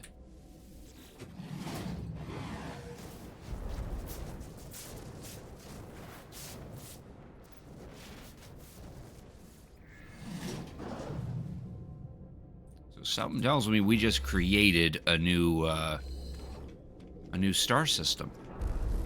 Or pointed to a star system that we just added. We just asked the parameters for or something.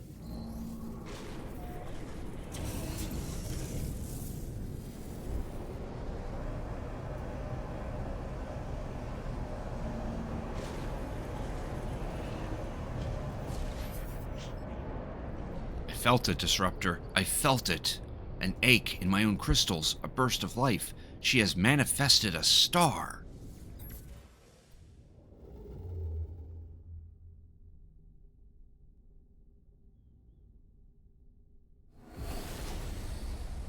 There we go. A purple star. We need an Atlantid drive to reach it, however.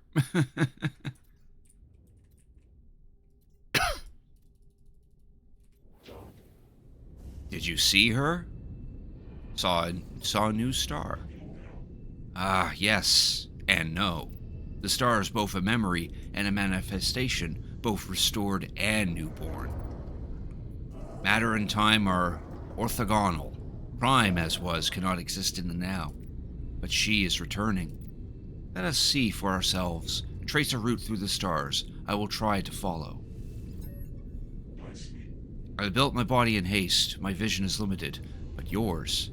The scanner sweeps over my starship. The autophage is assessing. Of course, your ship is not compatible. Her space will always be dissonant with this reality.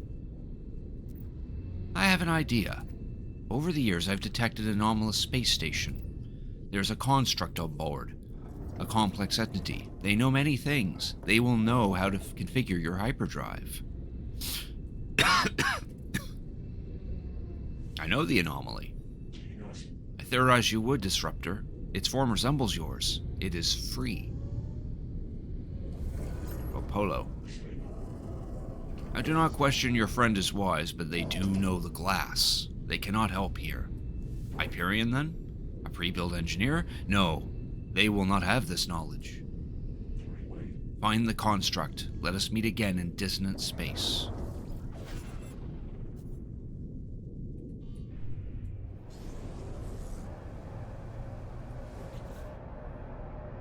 So now we need to learn the Atlantid drive upgrade, which our only clue is to go on to the space anomaly and talk to the assembled construct.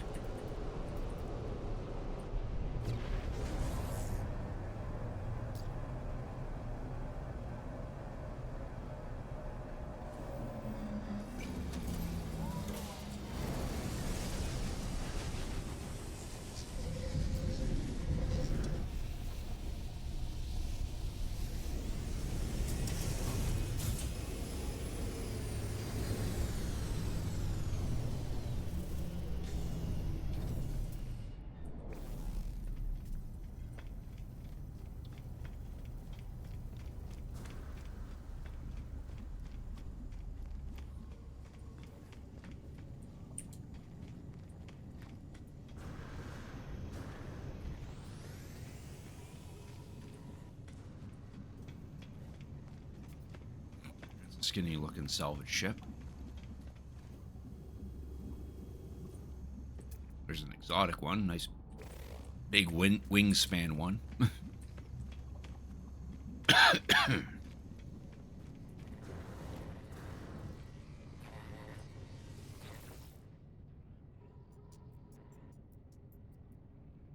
Ooh, interesting.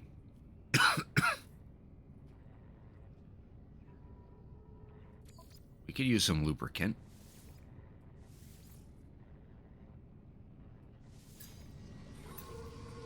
We just need to cultivate a whole bunch of poop.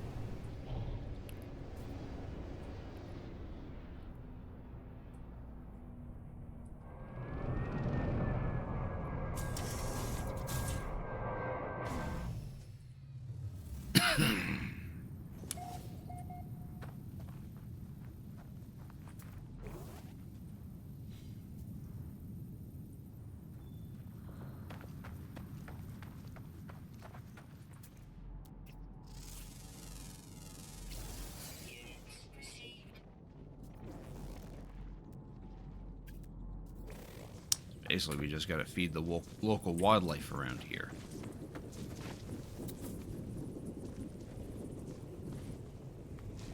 And then wait for them to poop out their food.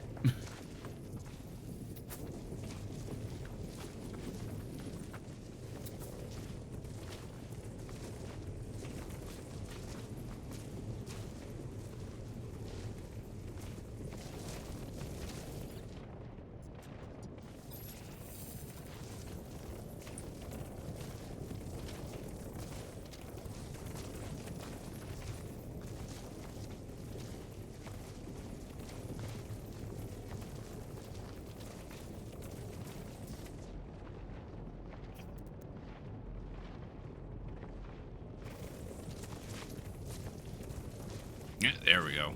Big ass ball.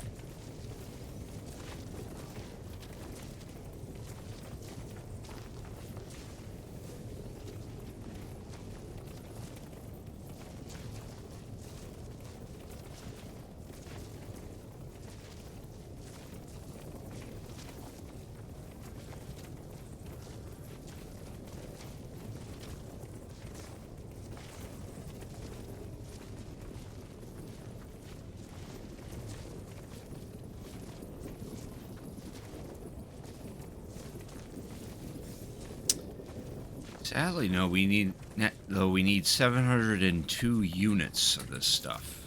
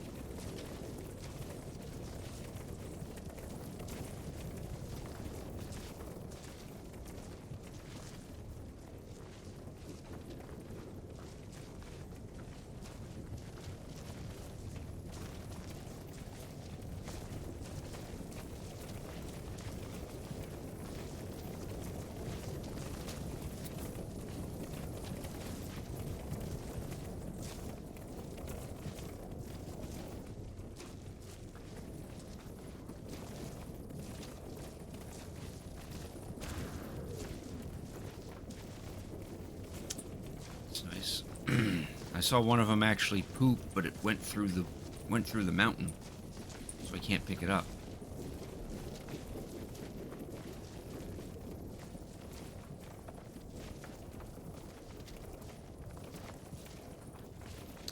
This is a particularly good planet to actually gather poop.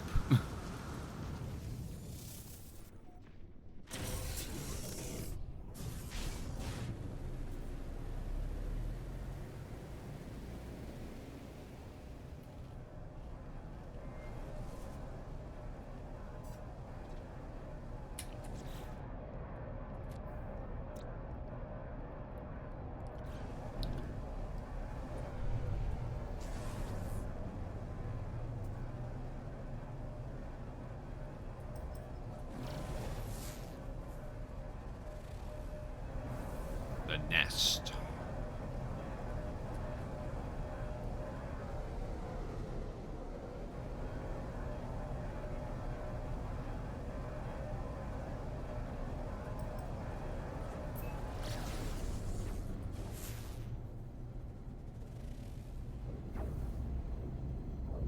Well, better luck on this one.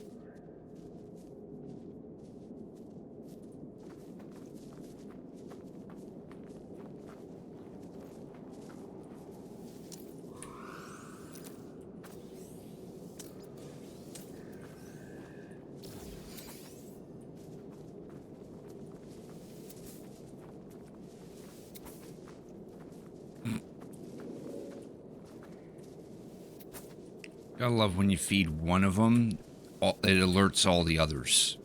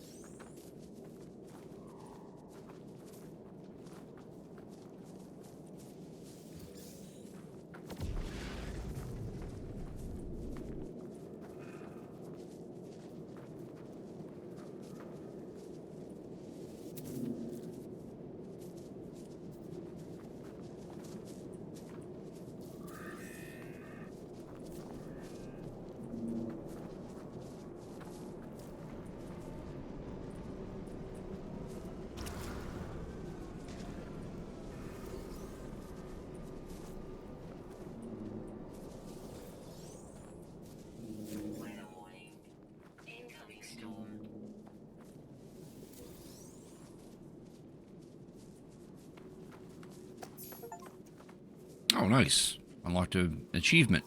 The Sentinel. Survived 48 souls on Extreme Worlds.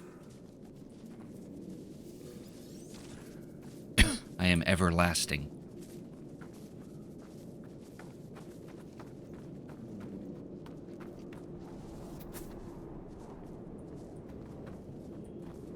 Weather warning. Incoming storm. Extreme night temperature detected.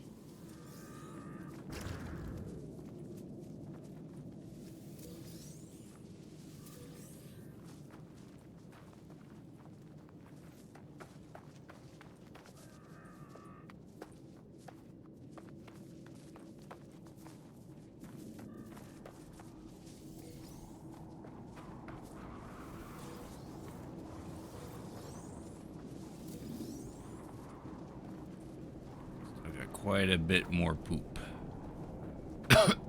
I don't want to play Persona 5.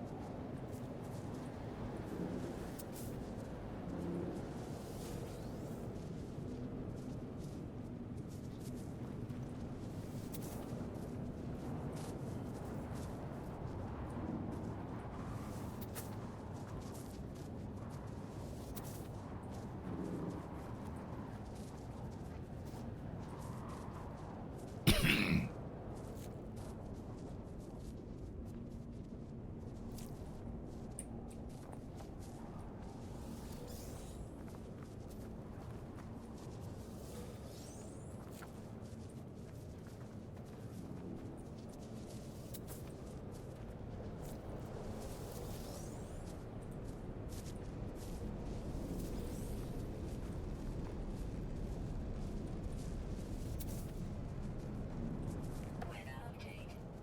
Storm clearing.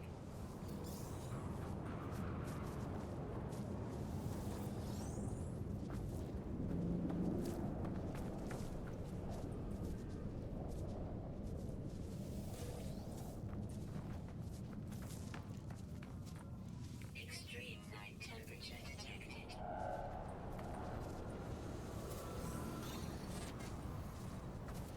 One more ball of poop should do it. There we go.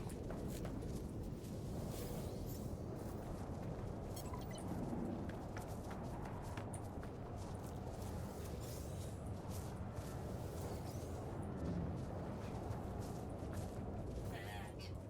Navigational data received.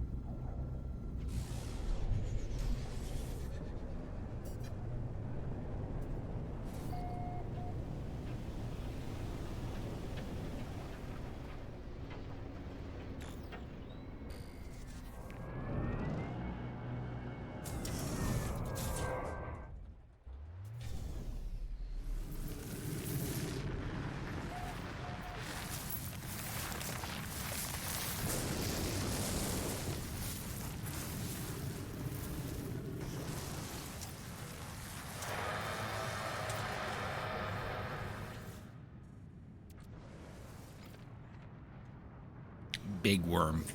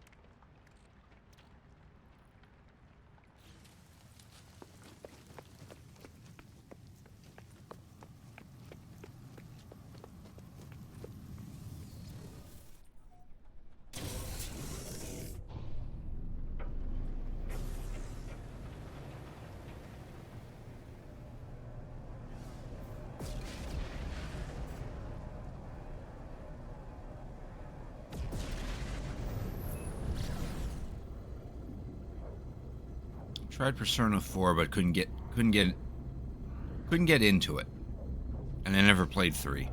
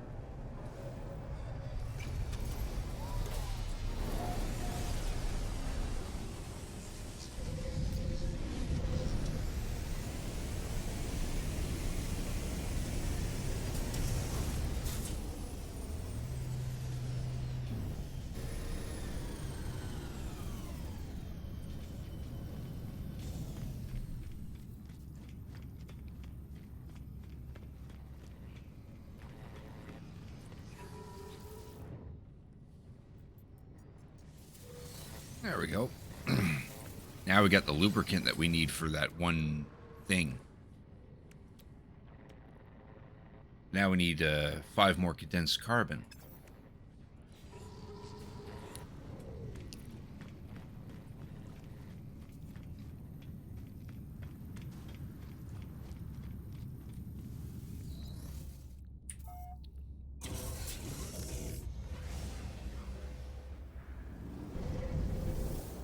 Yeah, I heard. I think I've seen a couple streams of it.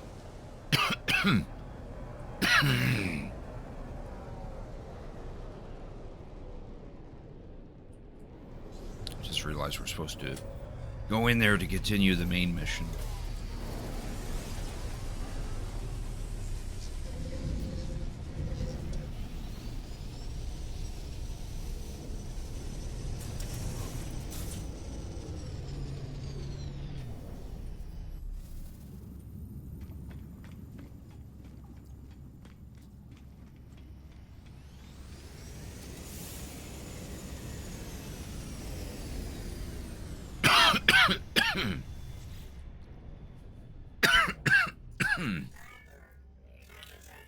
Other entity, you entity, it is you, it was you? I felt something sky rattle, glass boom. I felt everything, strange feel, crystal ache. Ripple through the shell, ripple through built others. I heard them feel, many voices raised, shouted, sang. A star? It is. It is? Built others were always looking. They looked for her. They looked. They They have found. She has breached. It is what I felt.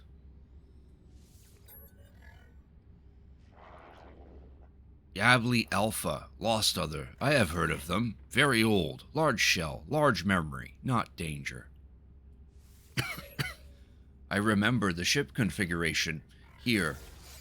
There, now we know how to make an Atlantid drive. Which, thankfully, we got all the shit for it. Now you remember, too. Dissonant, not possible space. Space was lost, gap was folded, but she has returned. I felt it. You will be safe, other entity. Determined, not possible space is anomaly, but you are anomaly too. Ship configuration is safe. I would like to see not possible space too. Other entity would be anchor. Call for anomaly shell there. We will follow.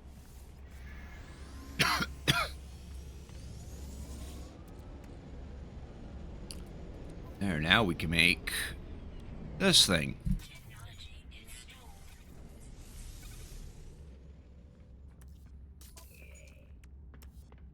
Now we can visit purple stellar bodies.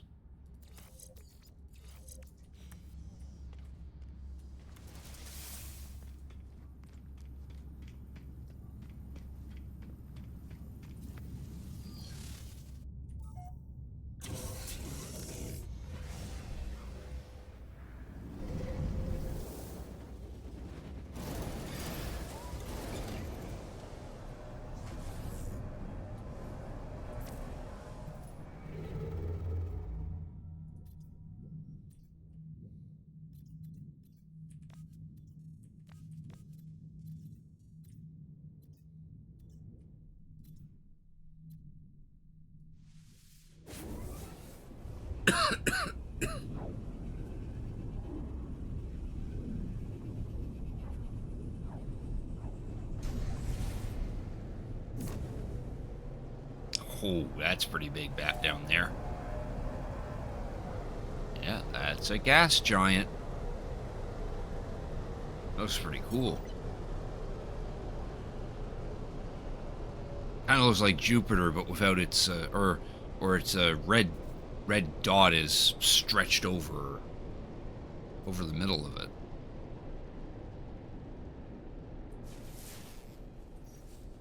Okay, now we gotta summon the anomaly. And then head in and tell the assembled construct that we're actually in the purple star.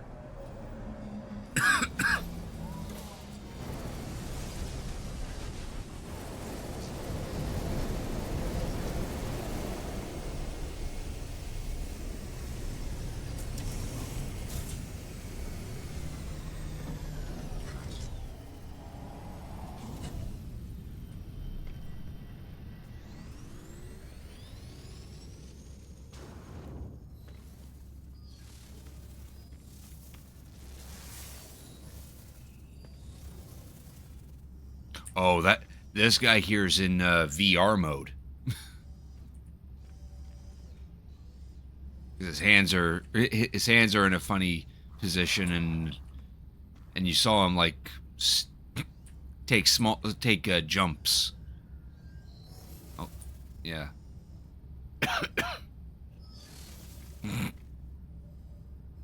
Someone tells me this guy's in this guy's in VR mode too, but he's actually moving around where this guy's just making like little jumps like that. That's pretty neat.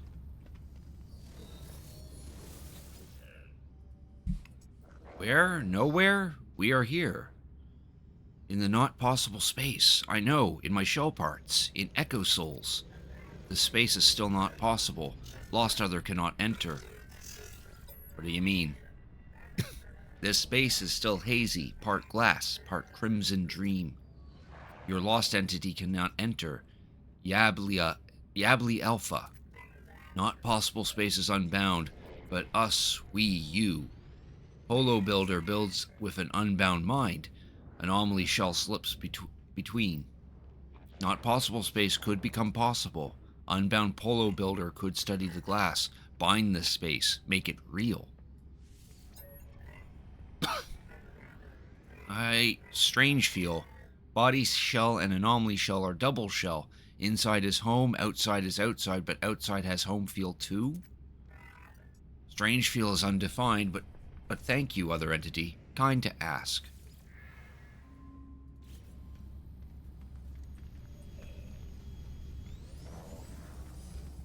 Now we gotta go talk to Polo, I believe.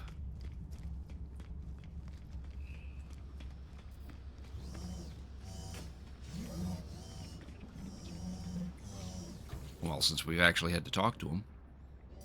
We find Polo deeply absorbed in a matrix of figures. Curious data here, Traddle for friend. Very curious. Polo gives me a knowing look. Their eyes twinkle. The universe changes. Stars grow and fade. Worlds bubble up or split apart. Always so much to learn. I do not claim to know it all. But here and not here should be simple. Places exist, or they do not exist, yes? No. The anomaly reports something else. Our home has docked in the in-between. It is curious, yes? Tell Polo about the memories of Atlantid and how the Atlas restored this dissonant system. The Gek nods along, their expression growing brighter with every word. Oh, traveler friend, you are always full of surprises. New memories, new space, new reality? Are you same you from last meeting? Am I same Polo? It is marvelous not to know.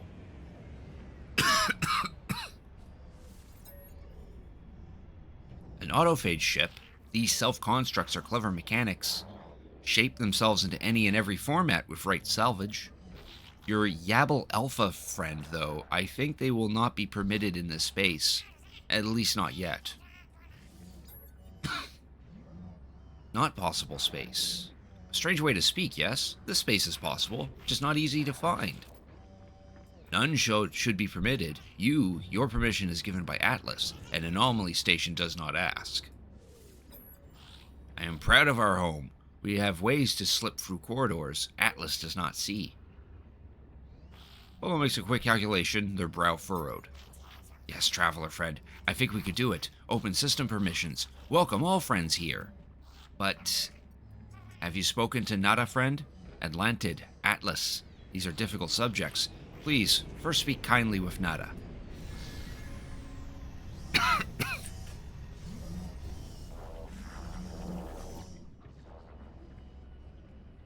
Where are we, traveler entity? Nada felt stunningly weightless. The hunt of the convergence lifted, as if though Nada is invisible. Tell Nada about meeting Yabli Alpha, and how the unusual autophage helped me to compile memories of Atlantid from the seeds of Korvax echoes.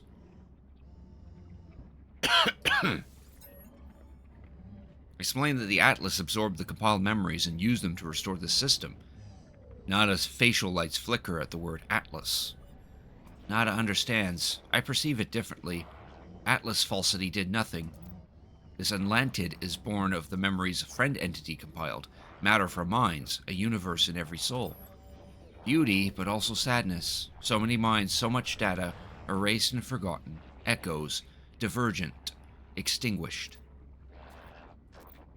Prime was home to so many souls, friend entity, innumerable to non-Korvax mind. Ehu. Nada cannot explain the depths of this loss. I explain what I discussed with Polo. This system is an anomaly disconnected from the universe, but it does not have to be. We could devise a way to allow others into this space. Access for lost builder entities? Nada is quiet for a moment, thinking.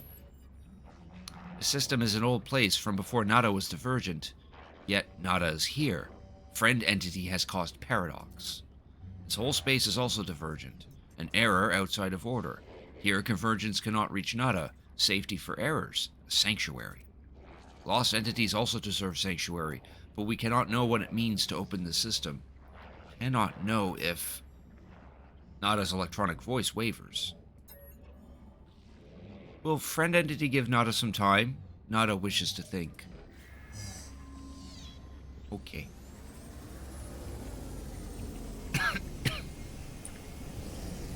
Now we talk to Polo again. Polo looks past me, concern glittering in their eyes as they watch their Korvax friend. The moment passes quickly. Polo reassumes their characteristic warmth. Traveler friend, do not worry for Nada. I will worry. They will be fine. I have looked at system data, had help from clever construct friend. Very high confidence in schematic, yes. Our experiment together. Reality anchor. Requires 380 crystallized helium and 160 quartzite. Explore system for us all. Take joy in crafting. I will talk to Nada, friend. Alright, so I guess we have to make this Reality Anchor.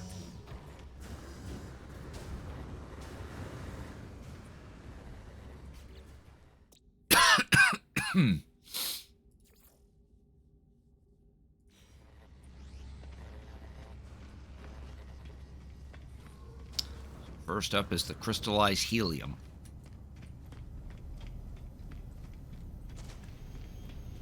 Oh, my ship's all the way over here.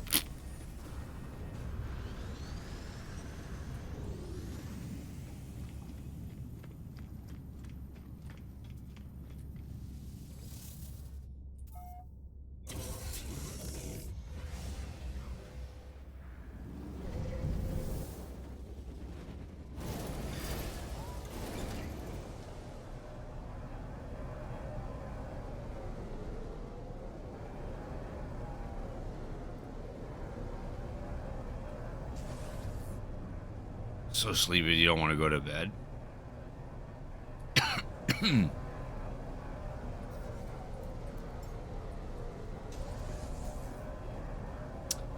We need a new warp drive for our freighter.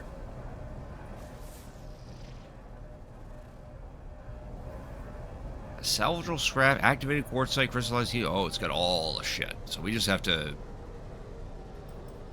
find a way to land on this gas giant.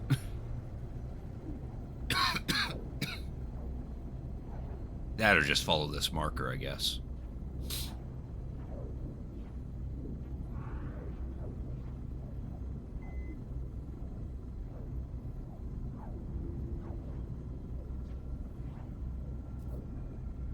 Oh, that's yellow.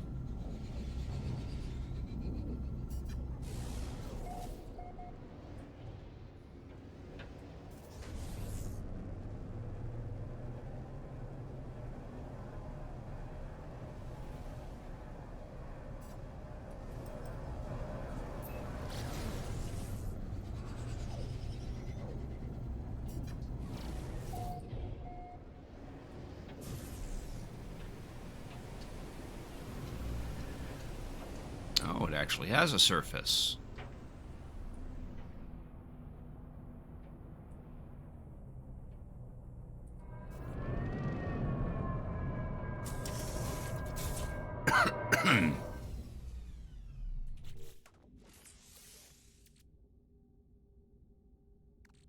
Technology recharge.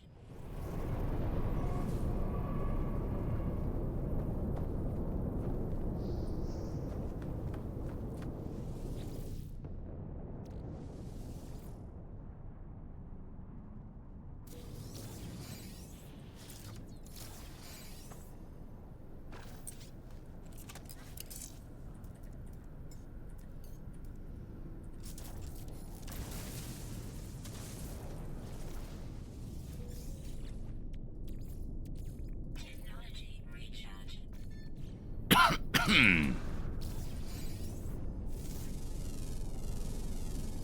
Units received.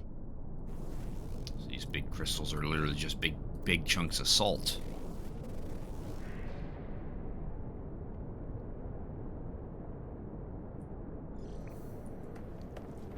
Crystallized helium.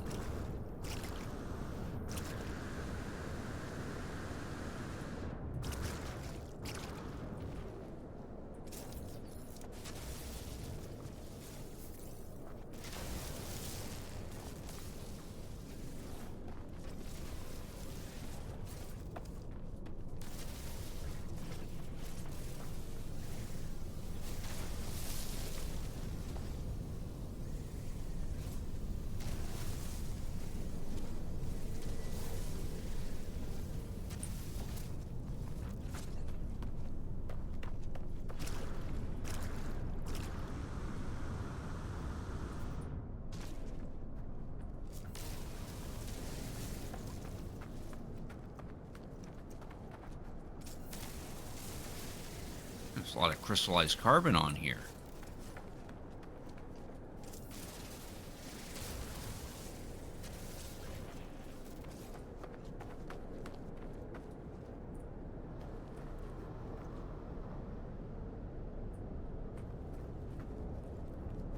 Yeah, that's weird.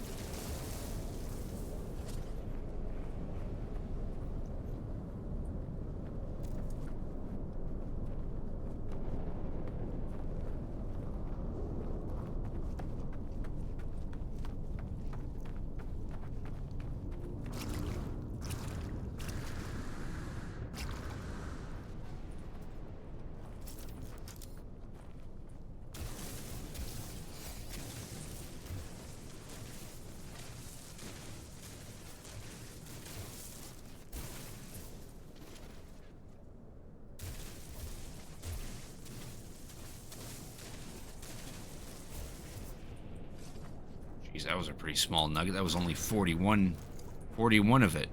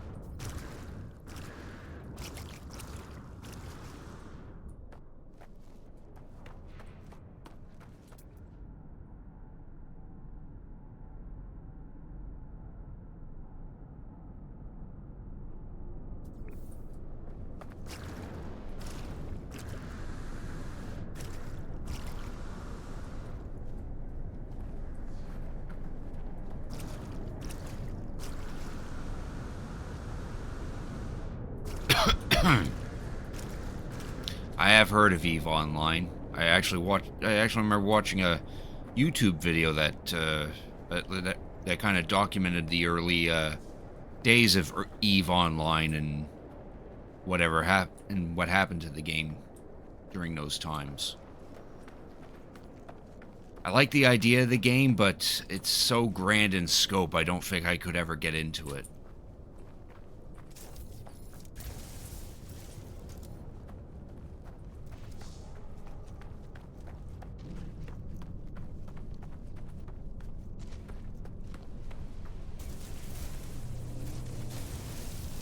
Yeah, like it's a really big game. Like it's in a big universe, and the economy is player run, and I heard it might be a little difficult to get into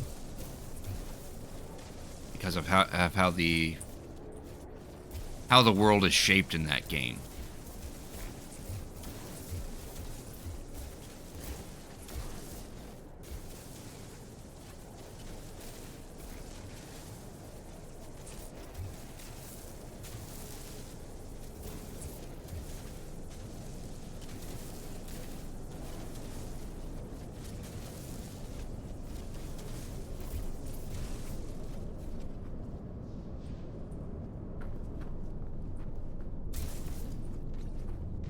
That was a bigger chunk, but still not enough for the crystallized helium that I need.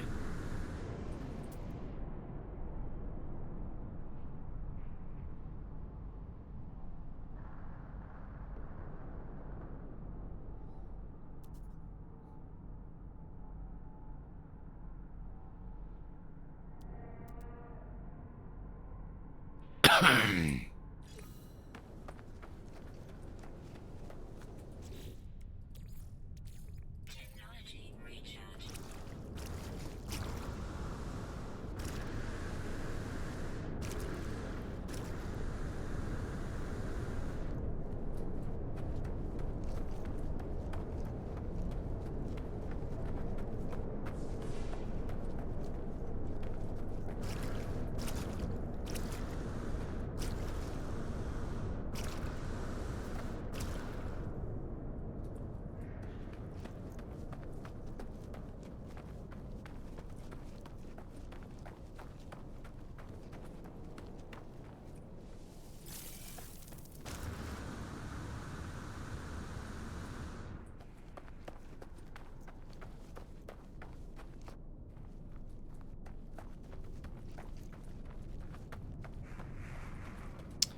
Need to dig up some of this stuff too.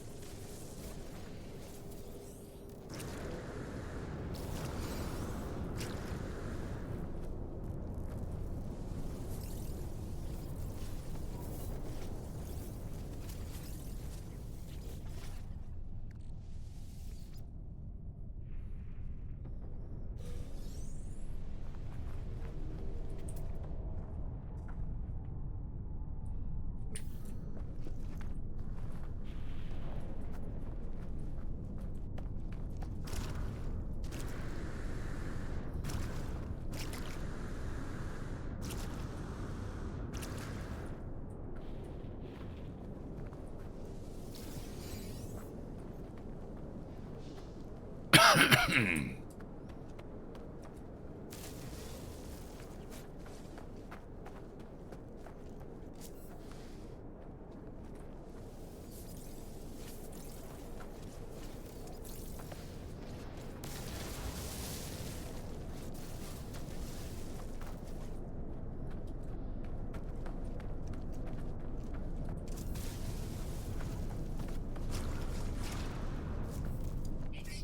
light temperature detected.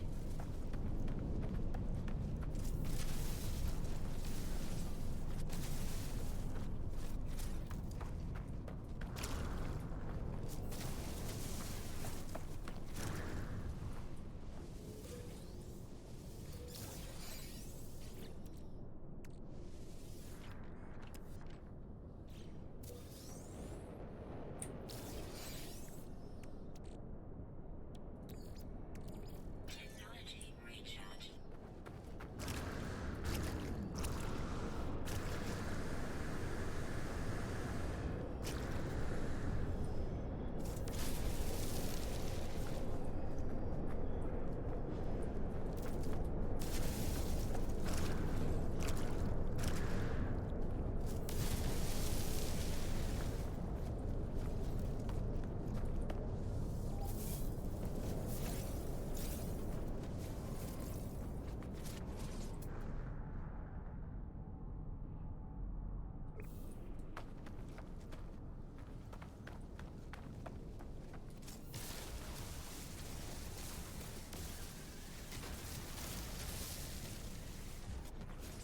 Alrighty, Reno. Thanks for watching. You have a good night. I still got at least a half hour in me.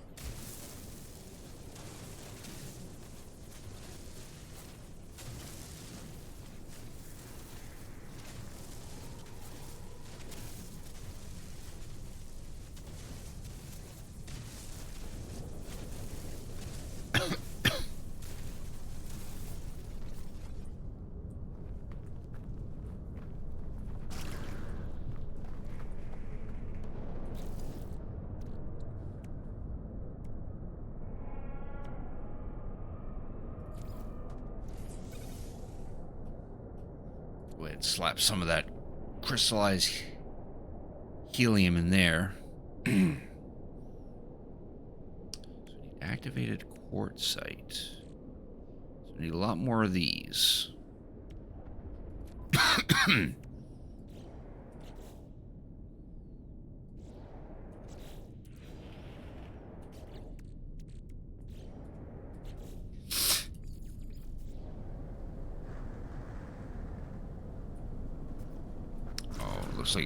Looks like it wants the regular quartzite for this reality thingy.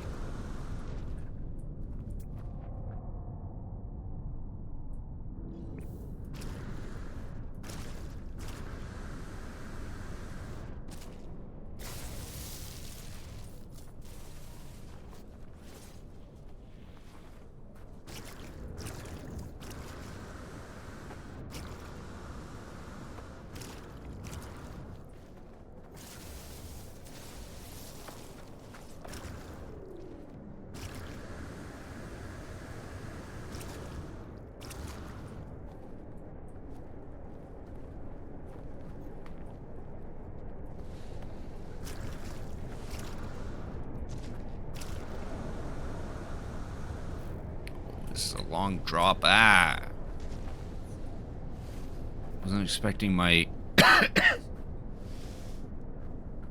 my jetpack to drain that quickly.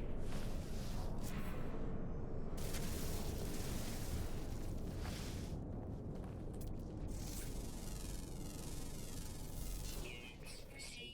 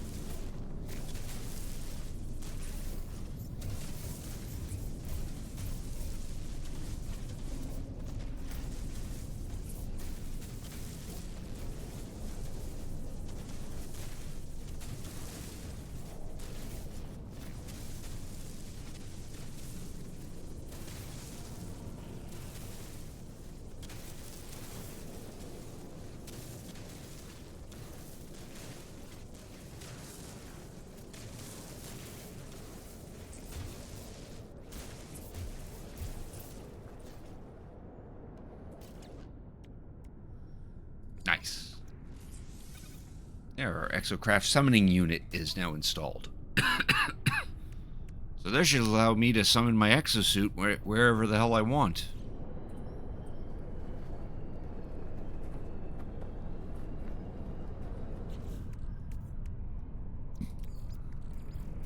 Technology recharging. Now we need to find the regular quartzite, which I don't think is on the gas giant itself.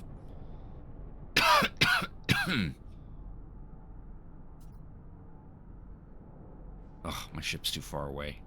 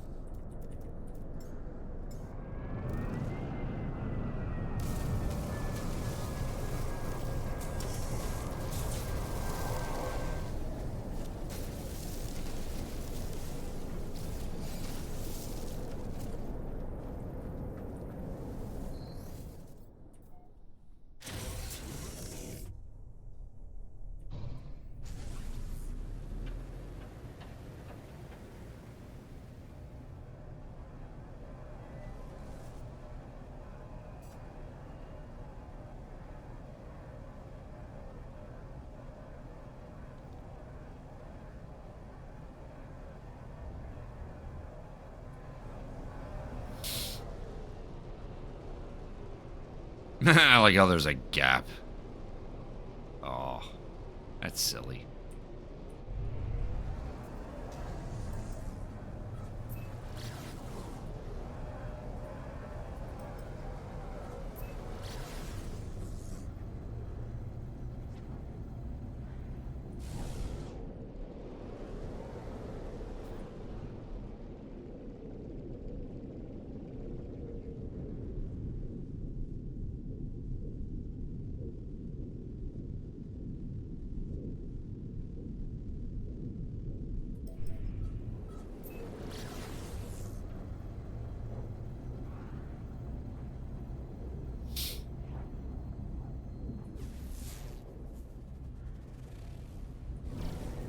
That has aggressive sentinels on it. Oh, it has a lot of moons. Okay, so it's literally just this big fella and a shit ton of moons.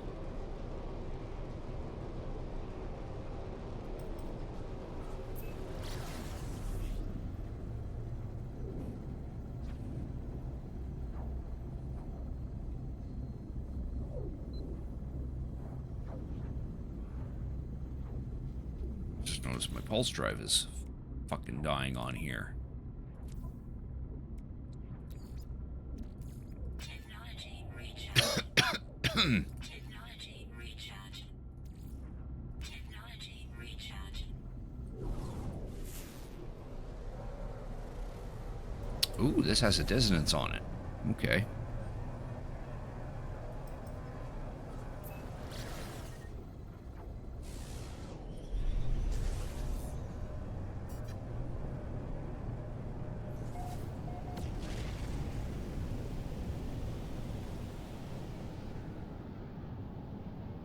Well, nice to see that suddenly shoot out from the planet.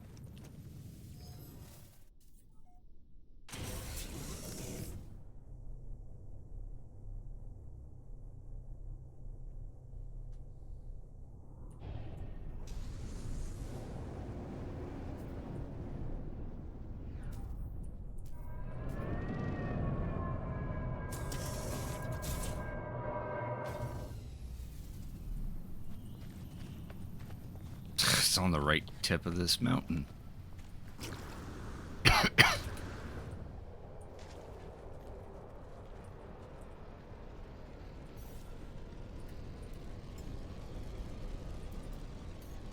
Hey Nathan, thanks for cricket tuning in. I appreciate it. How you doing tonight?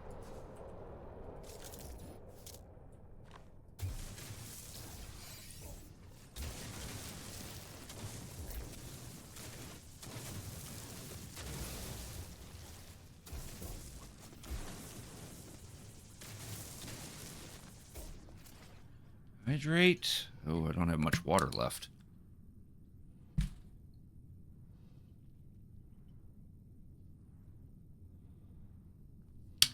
Yeah, that's the last of that then. Thank you for the hydrate.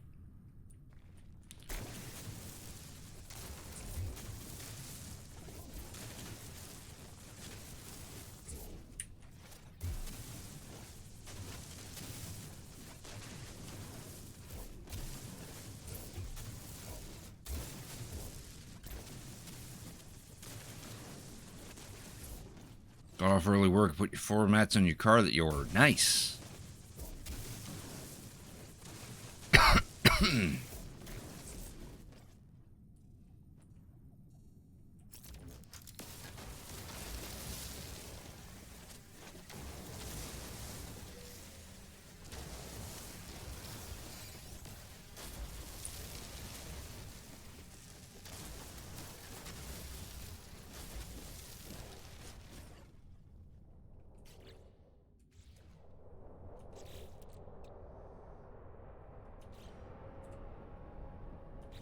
Got a generic brand since Weather Tech is way too expensive. That's understandable.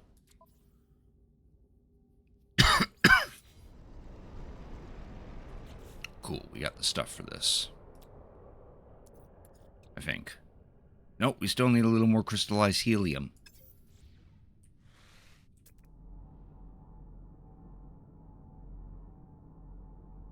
Which means we might have to go back to that gas giant, because I don't think it exists here.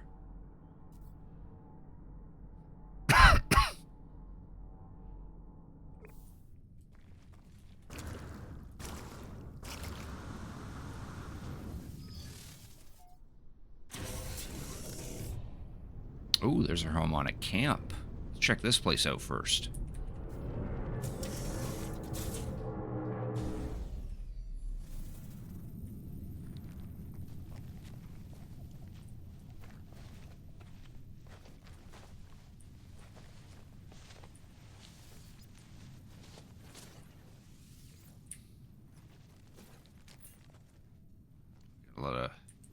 Got a pistol in this one.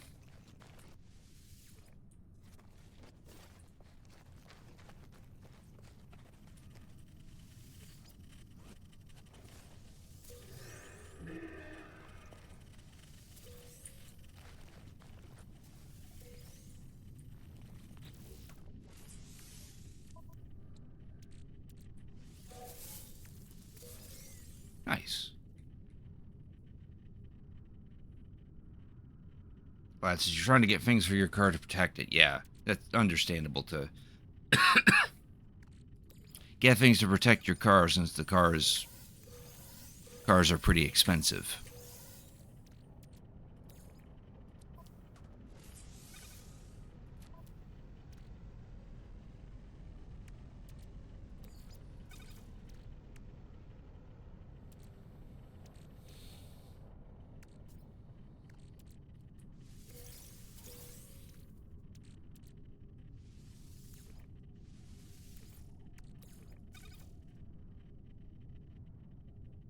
We'll deck it out to... Yeah, exactly. Exactly.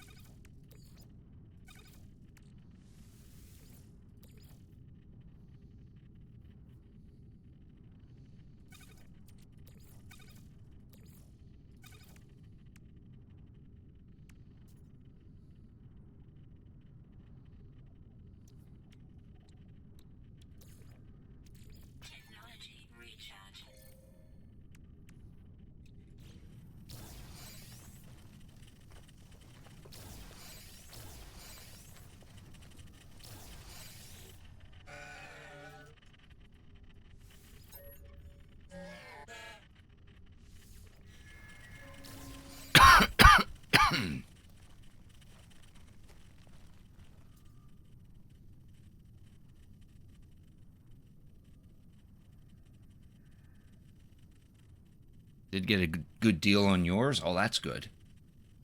Had the car for a little over a week. Nice.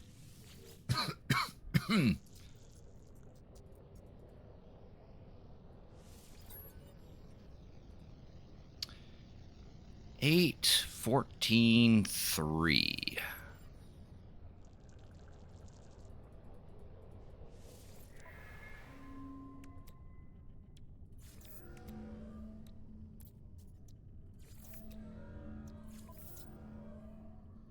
Certified pre-owned that has clean record and no low mileage. That's good. There, now we can look at the multi-tool. Not that I'm gonna pick it up or anything. Yeah, just a C-class. C-class scrap pistol.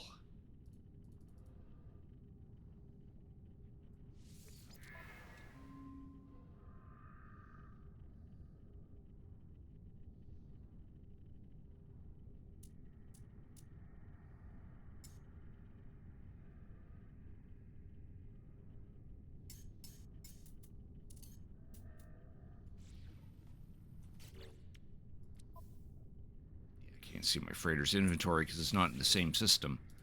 I don't have any staff parts, so I can't see what this will give me for a staff. Not that I need one. But we will ping a dissonance spike.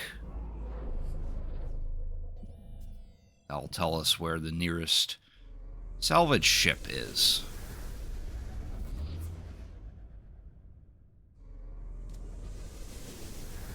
And then the autophage then to wake up.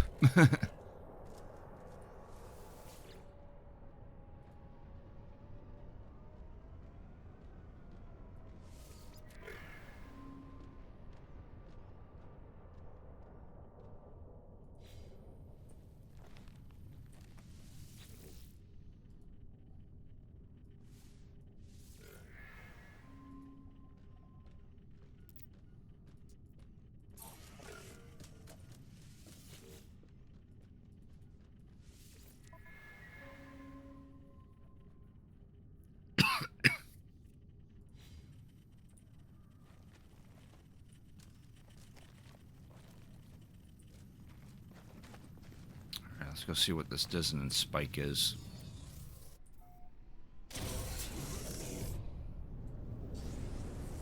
See what kind of cool,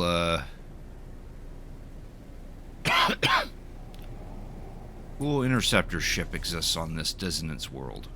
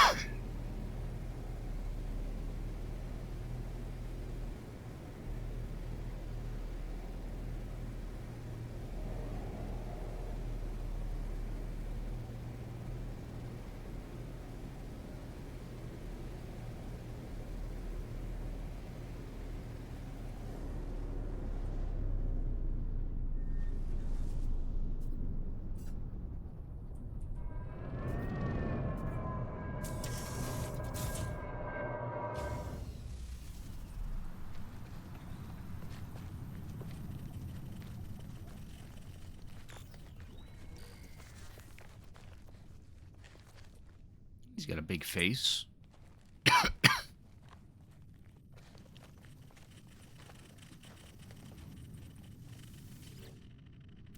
Ooh, free walker brains.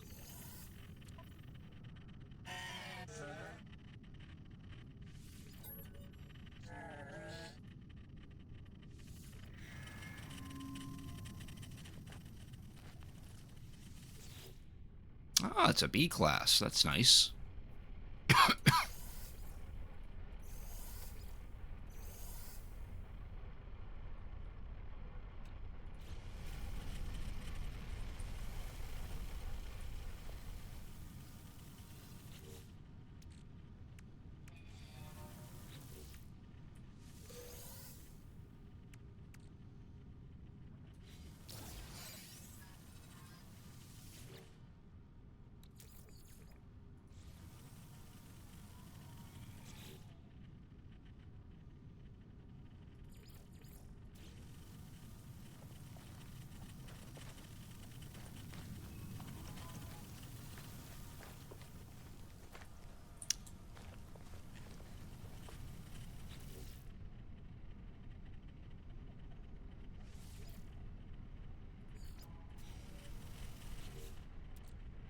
It tells me we better not worry about this. Because the quest wasn't bringing it up proper.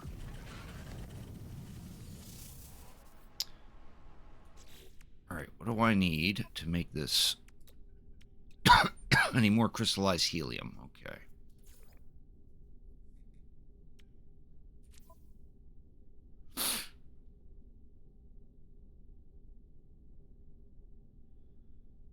Which we need to go... Yeah, we need to go back to the gas giant.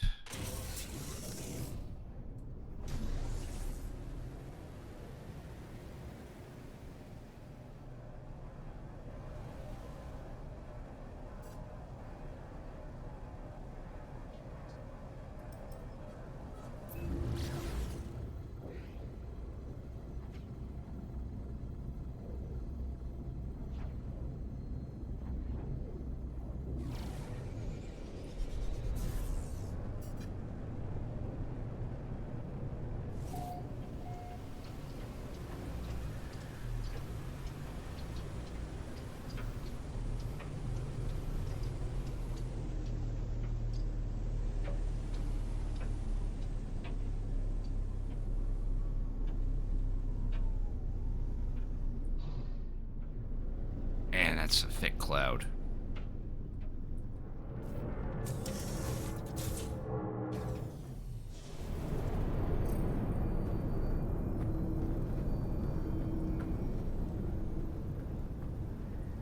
Uh-oh.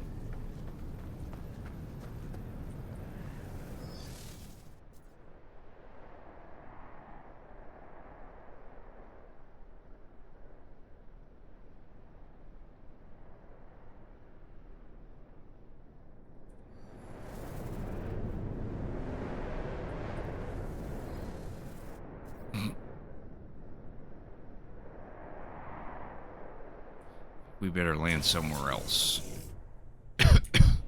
I don't like those little, swirling gusts of wind.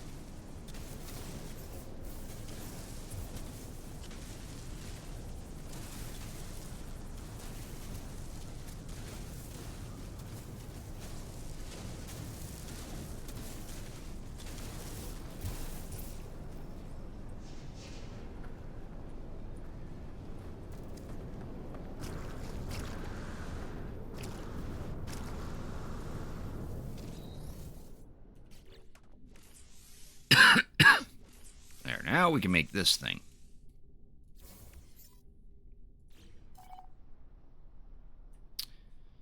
Now we're gonna go see Polo again.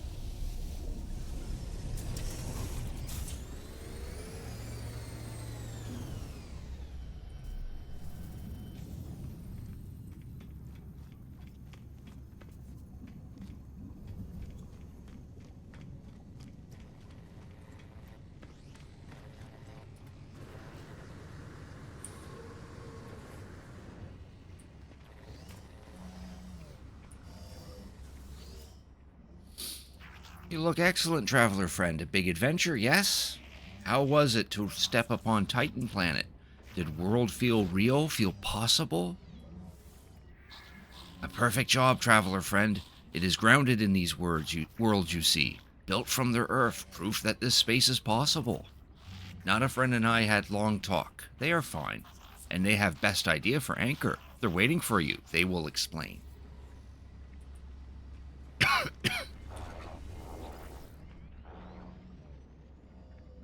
Friend entity has touched the remade worlds, absorbed old memories into your own. May Nada see? Nada touches the anchor, nodding thoughtfully. Polo friend is wise. Nada's relic machine holds a version of these old places, not as they are now, but as I remember them, and many minds remember living in simulation. Old will meet reborn, two streams merge and create their own river. Bind this system, I offer it willingly. What will happen? Old places and now places will bind, make new path. Attach floating system to reality scaffold. All will be permitted to enter. After that, Nada does not know. Crimson entity will see signal. Convergence may also see. May continue their hunt for Nada's shell. But Anomaly home is safe. Nada knows. Fear is no way to live. Nada trusts you, friend entity. Let us welcome others. It is right to try.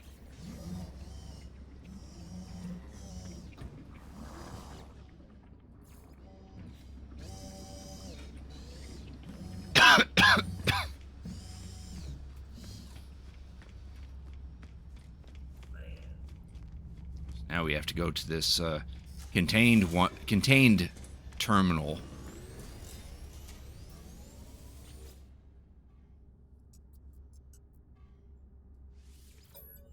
The ancient computer unlocks immediately. I can somehow feel Nada's presence here, their electric pulse in their wires. Nada entity authorization detected. Mainframe node connected, space anomaly. Loading instruction set reality anchor. Parsing.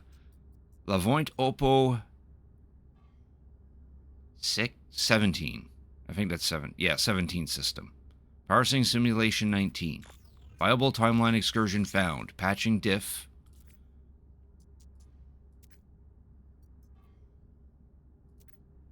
Response. Write access denied. Something has gone wrong. The same error prints over and over. Write access denied. The machine's ancient speakers click. Nada's voice filters through the static, soft and thoughtful. An error, friend entity. Anchor alone cannot bridge reality gap. Plan almost succeeded. Nada thinks it still can. Which reality do we see, friend entity? Is it first? Is it last? Nada thinks you understand. Friend entity is the breach, the anomaly, the free. The breach can breathe the bridge. It will need something of yourself, if you're willing. Sure. Friend entity is generous and right to try, but before the seed a scaffold, a small device to assemble. It will be beautiful. The stars will be a lifeboat, and all of space a little more free. Now we know how to make an anomalous scaffold, which we need an inverted mirror and some gold. How far am I No Man's Sky? We're right now in the middle of a new storyline that's been added with the most recent update that just dropped yesterday. But outside of that, I'm probably at endgame. all that I can do is just get my ranks up with various factions and explore the ever living shit out of the place. That's all I can really do in this game now.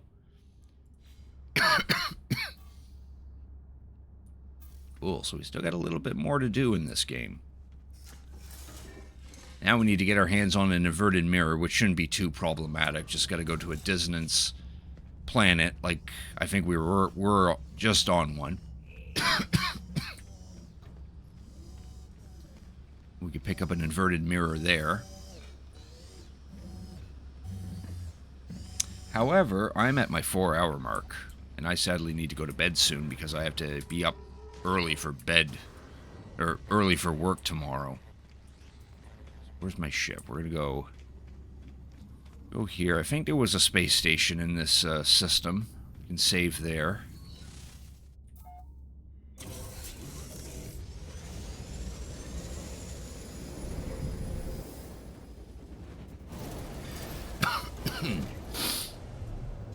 Yeah, there is one. Okay, cool. Be able to do a save point there.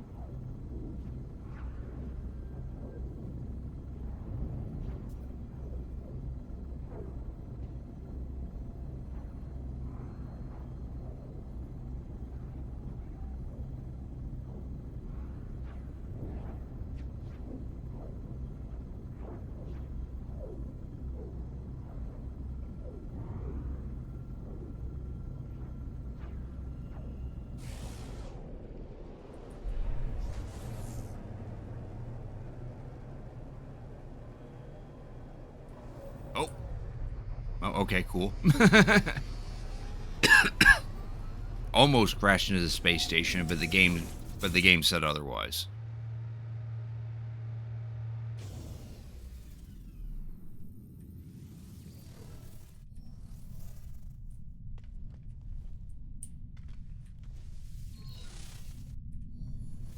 There we go. There's our restore point. Alright, so we'll quit there. And that's going to be the end of the stream for tonight. We'll continue that in, I don't know. I am going to be off work early tomorrow. I could try to squeeze in a little stream on Friday, but I'm not sure.